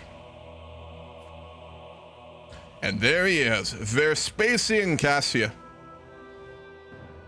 A blade master, a brilliant strategist, a capable man, a good knight, and potentially a tutor for our grandson in a few years. And then Messarius, another good knight.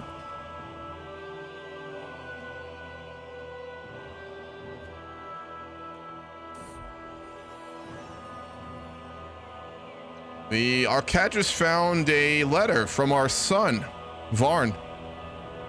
He committed a murder. Oh boy, who did our son murder? He murders Countess Siron. Now, she was actually a problem for us. It's unfortunate our son stooped to that level, but we've done the same ourselves. We cannot judge him for it. I think we're gonna just let that secret get lost. Our marshal's also a deviant.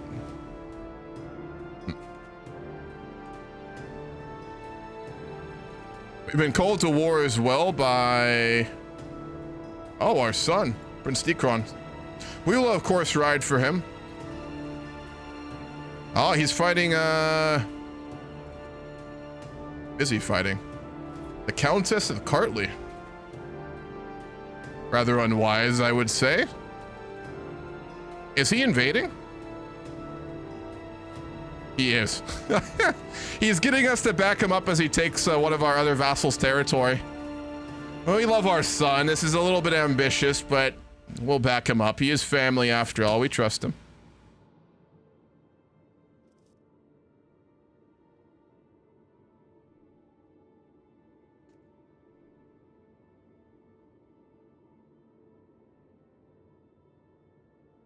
My rival and vassal, Countess of Sana, has brought forth undeniable evidence of my role in the death of the great Khan Attila. How the hell did she find out about that? We were so careful.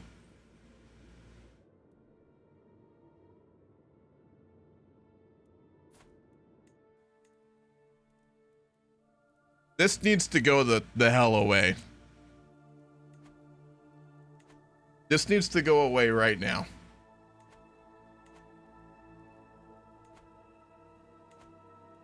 Oh boy.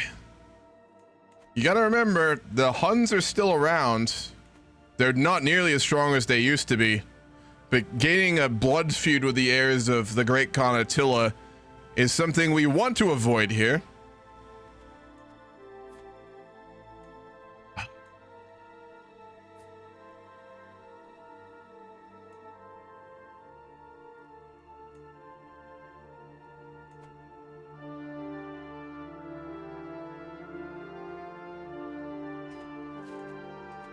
This needs to go away. Sooner rather than later. They step over the threshold to my courtier Julia's office. I find her bent over a book. Oh, just like we used to do our old physician as well. We'll help her translate it. And our daughter will be married to Arcadius Severin, the son of the Vasilif of the Roman Empire. A very powerful marriage. She's way the fuck older than him. Well, actually not that bad. 4 years.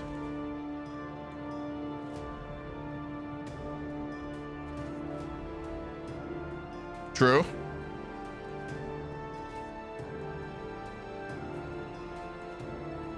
Oh, man.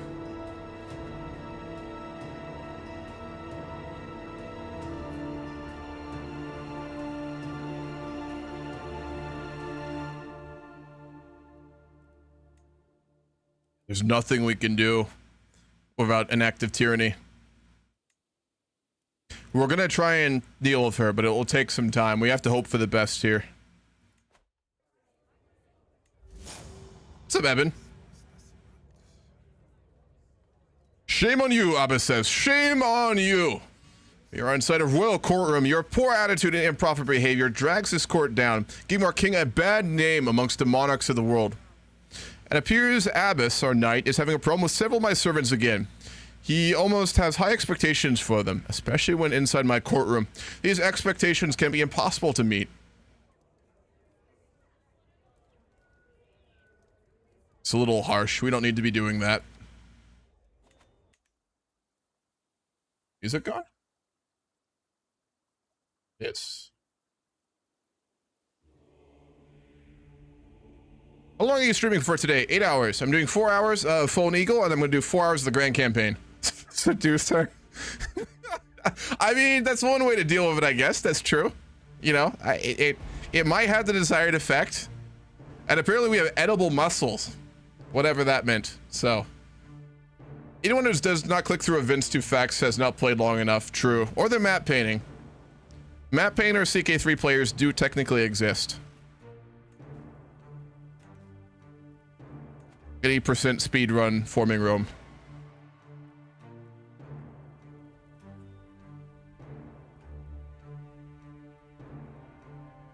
We're doing well, Evan. The man, the myth, the legend. What the? How are you doing? And let's finish off the last 4 of her soldiers. It was not what Bedros was expecting to find by spying on secret conversations, but discovering Franush's illicit relationship would not hurt.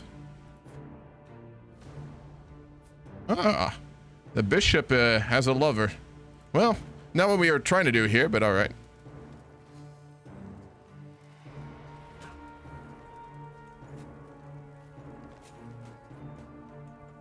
Good. The war is over. Our son has annexed more territory. That's a little worrying how ambitious he's being, but I'm sure it's for the best. He's our spy master too, by the way.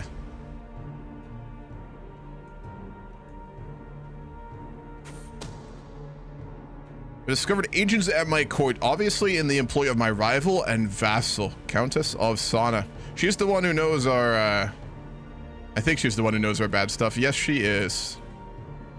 She appears to also be plotting something against us. Take gold from the patriarch. We will build something.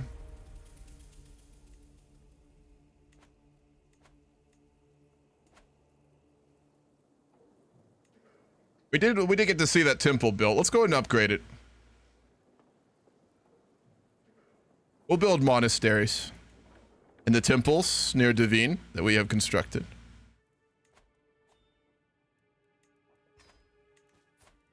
What is our grandson doing? I think it's time. We have killed the demon that murdered so many of our family. It is more or less safe, even with the Countess plotting against us. It's time we give our grandson and heir, Vog, a proper tutor. We wish for him to become a great warrior, and we need to find him someone who can do that. We are many things. A great warrior we are not.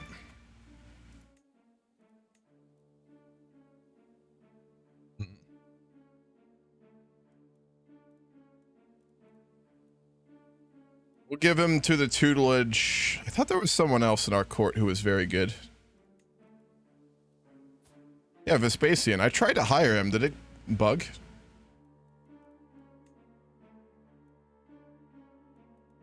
I think it did bug. Because I paid the gold. It's weird.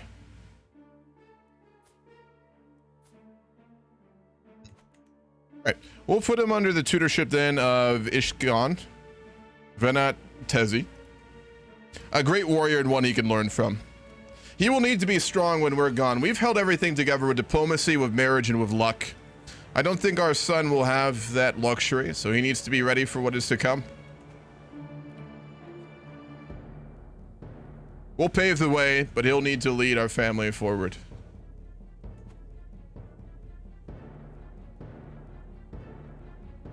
We're doing some pretty good men-at-arms now, too.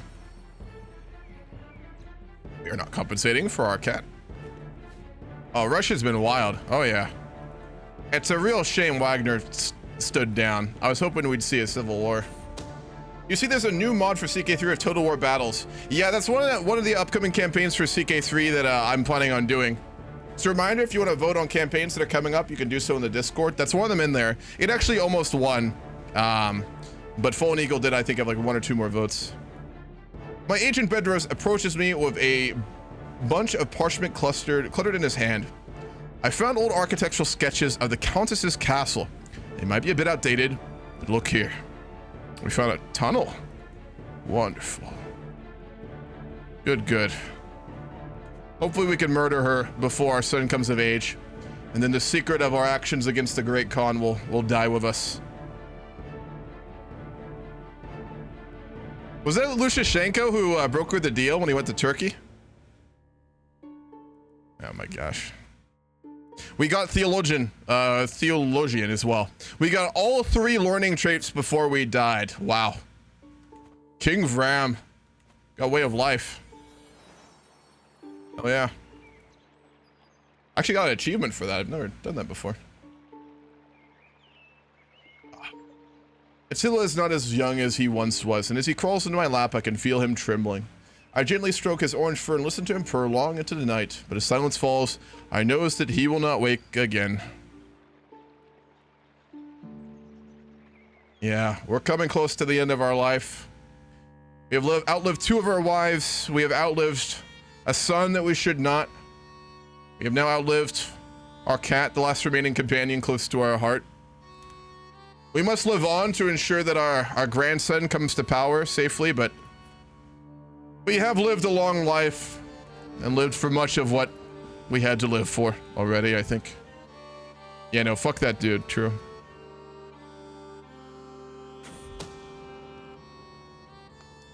Oh, she died! We didn't have to murder her, she actually died. Beautiful. Ah. Foul fiend. Gone to Satan. Good, that makes the inheritance of our son a little bit more safe. Betrothal. The son of the Archisa of Pontus to our daughter.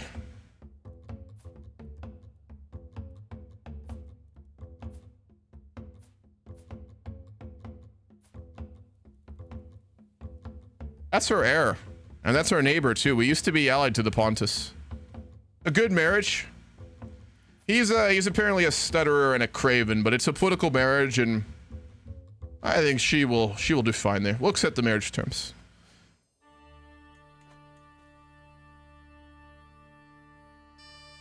All of Russia caved to the demands of 25,000 men. What makes them think they can win any wars? It was kind of crazy. I mean, Wagner is like all their best troops. They've got all their best equipment and stuff, but still. It's really crazy how much we've seen the weakness of Russia in the Ukrainian war. I mean, I think many people realized they were much weaker than a lot of people gave them credit for, but I mean, the how bad it is kind of crazy. Let's hold a mystical communion as well. It seems that my slightly unusual religious habits are catching more and more people's attention. That is hardly a problem. They couldn't hope to understand what I'm doing. But the whispers say I'm doing things behind closed doors and that people should keep an eye out. We know what we're doing. We're going to ignore it. We only do it for religious reasons. Let's also commission an epic. King Vram is the type to have a great story commissioned when he dies.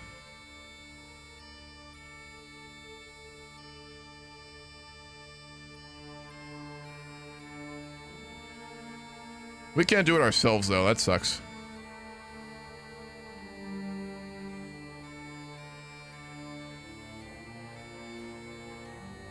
Shah of Shahs Hatumi. Who the hell is this? He's an intelligent monk. He seems very capable. We'll have him commission it and, of course, micromanage the whole process. As you do.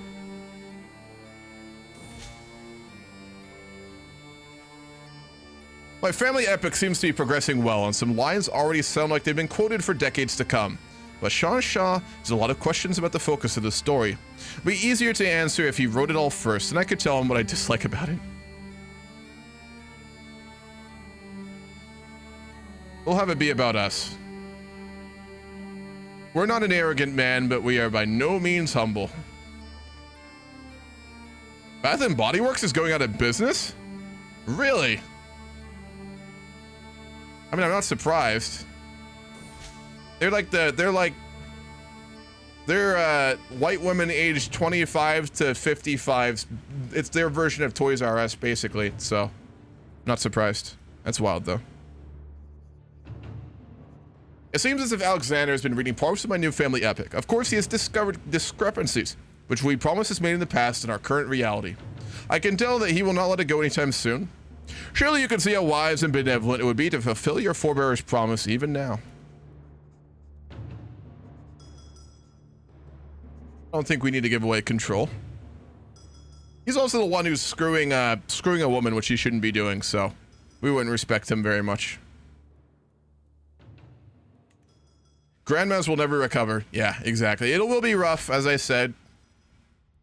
Especially on menopausal women, but I mean, they'll get through it. You know, it's fine.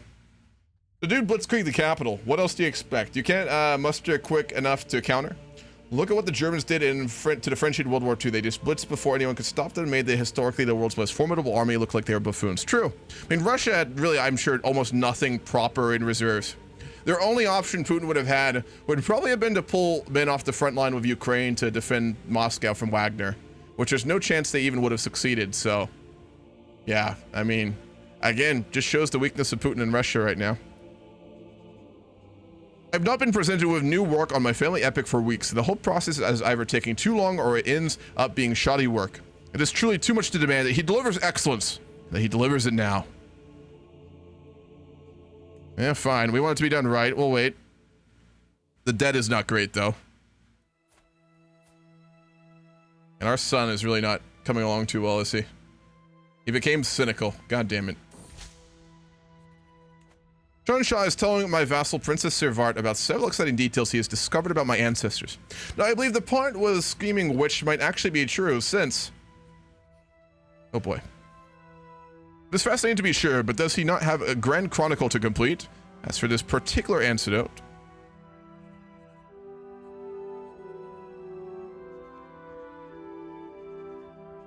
Sure, sounds good.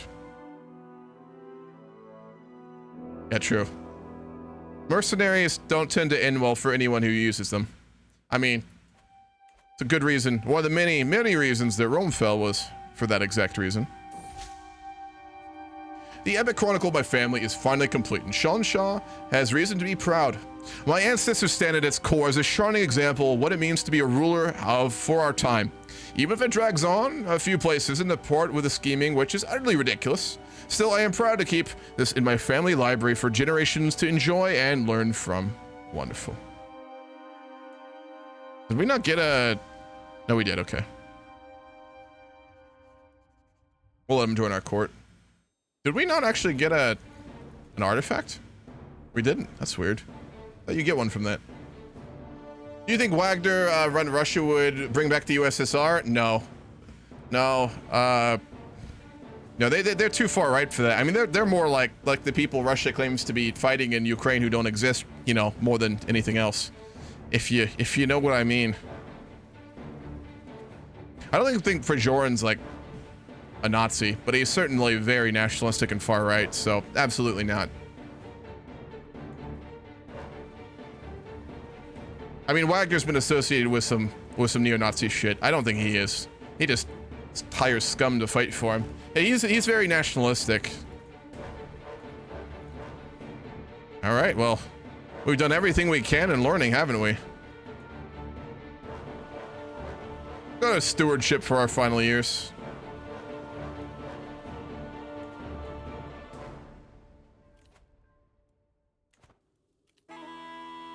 It told border guards and local police departments to block the roads and civilian buses and trucks.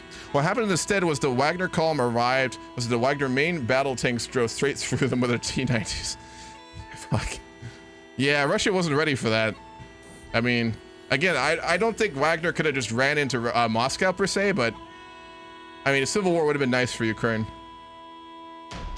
In the county of Apaunik lies a field that would be perfect for a large annual fair. Two local nobles, Countess Arda and Mayor Vagarshuk, petitioned me to be the receiver of the charter that would allow them to hold the fair in my name. Absolutely. Prajorin headed to Belarus? I am not too sure.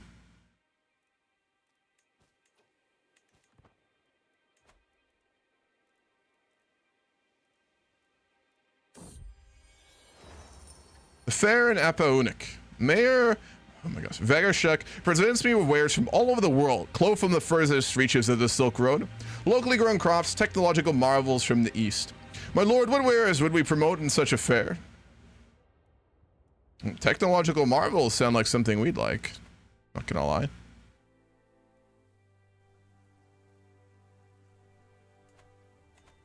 We actually have built an economy finally.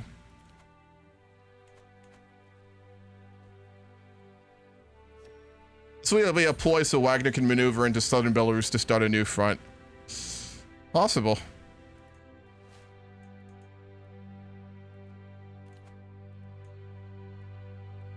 Our chancellor has died. Or...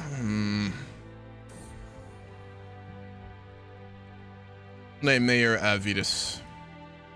Where was I going? Why did I come here? I could have sworn, right? I was looking for something. Was it urgent? I had to get back to someone. Maybe next week. All right, we are very much getting dementia right now. It's not good.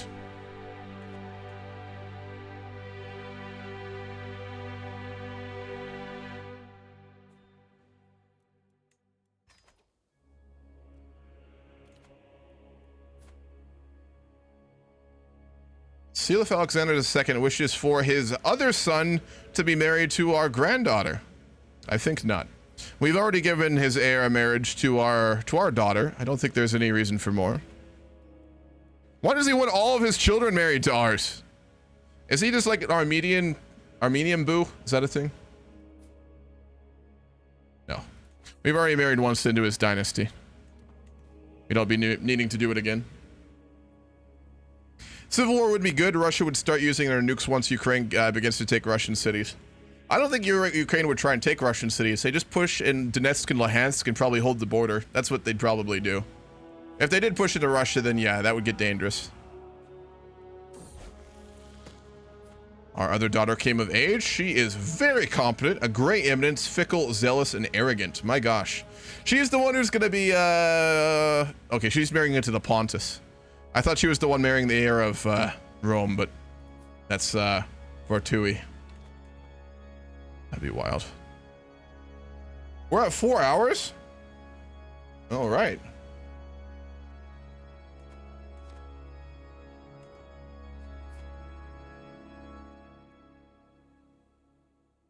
All right, we're going to stop here for the day with the Fallen Eagle campaign and head on over to the Grand campaign.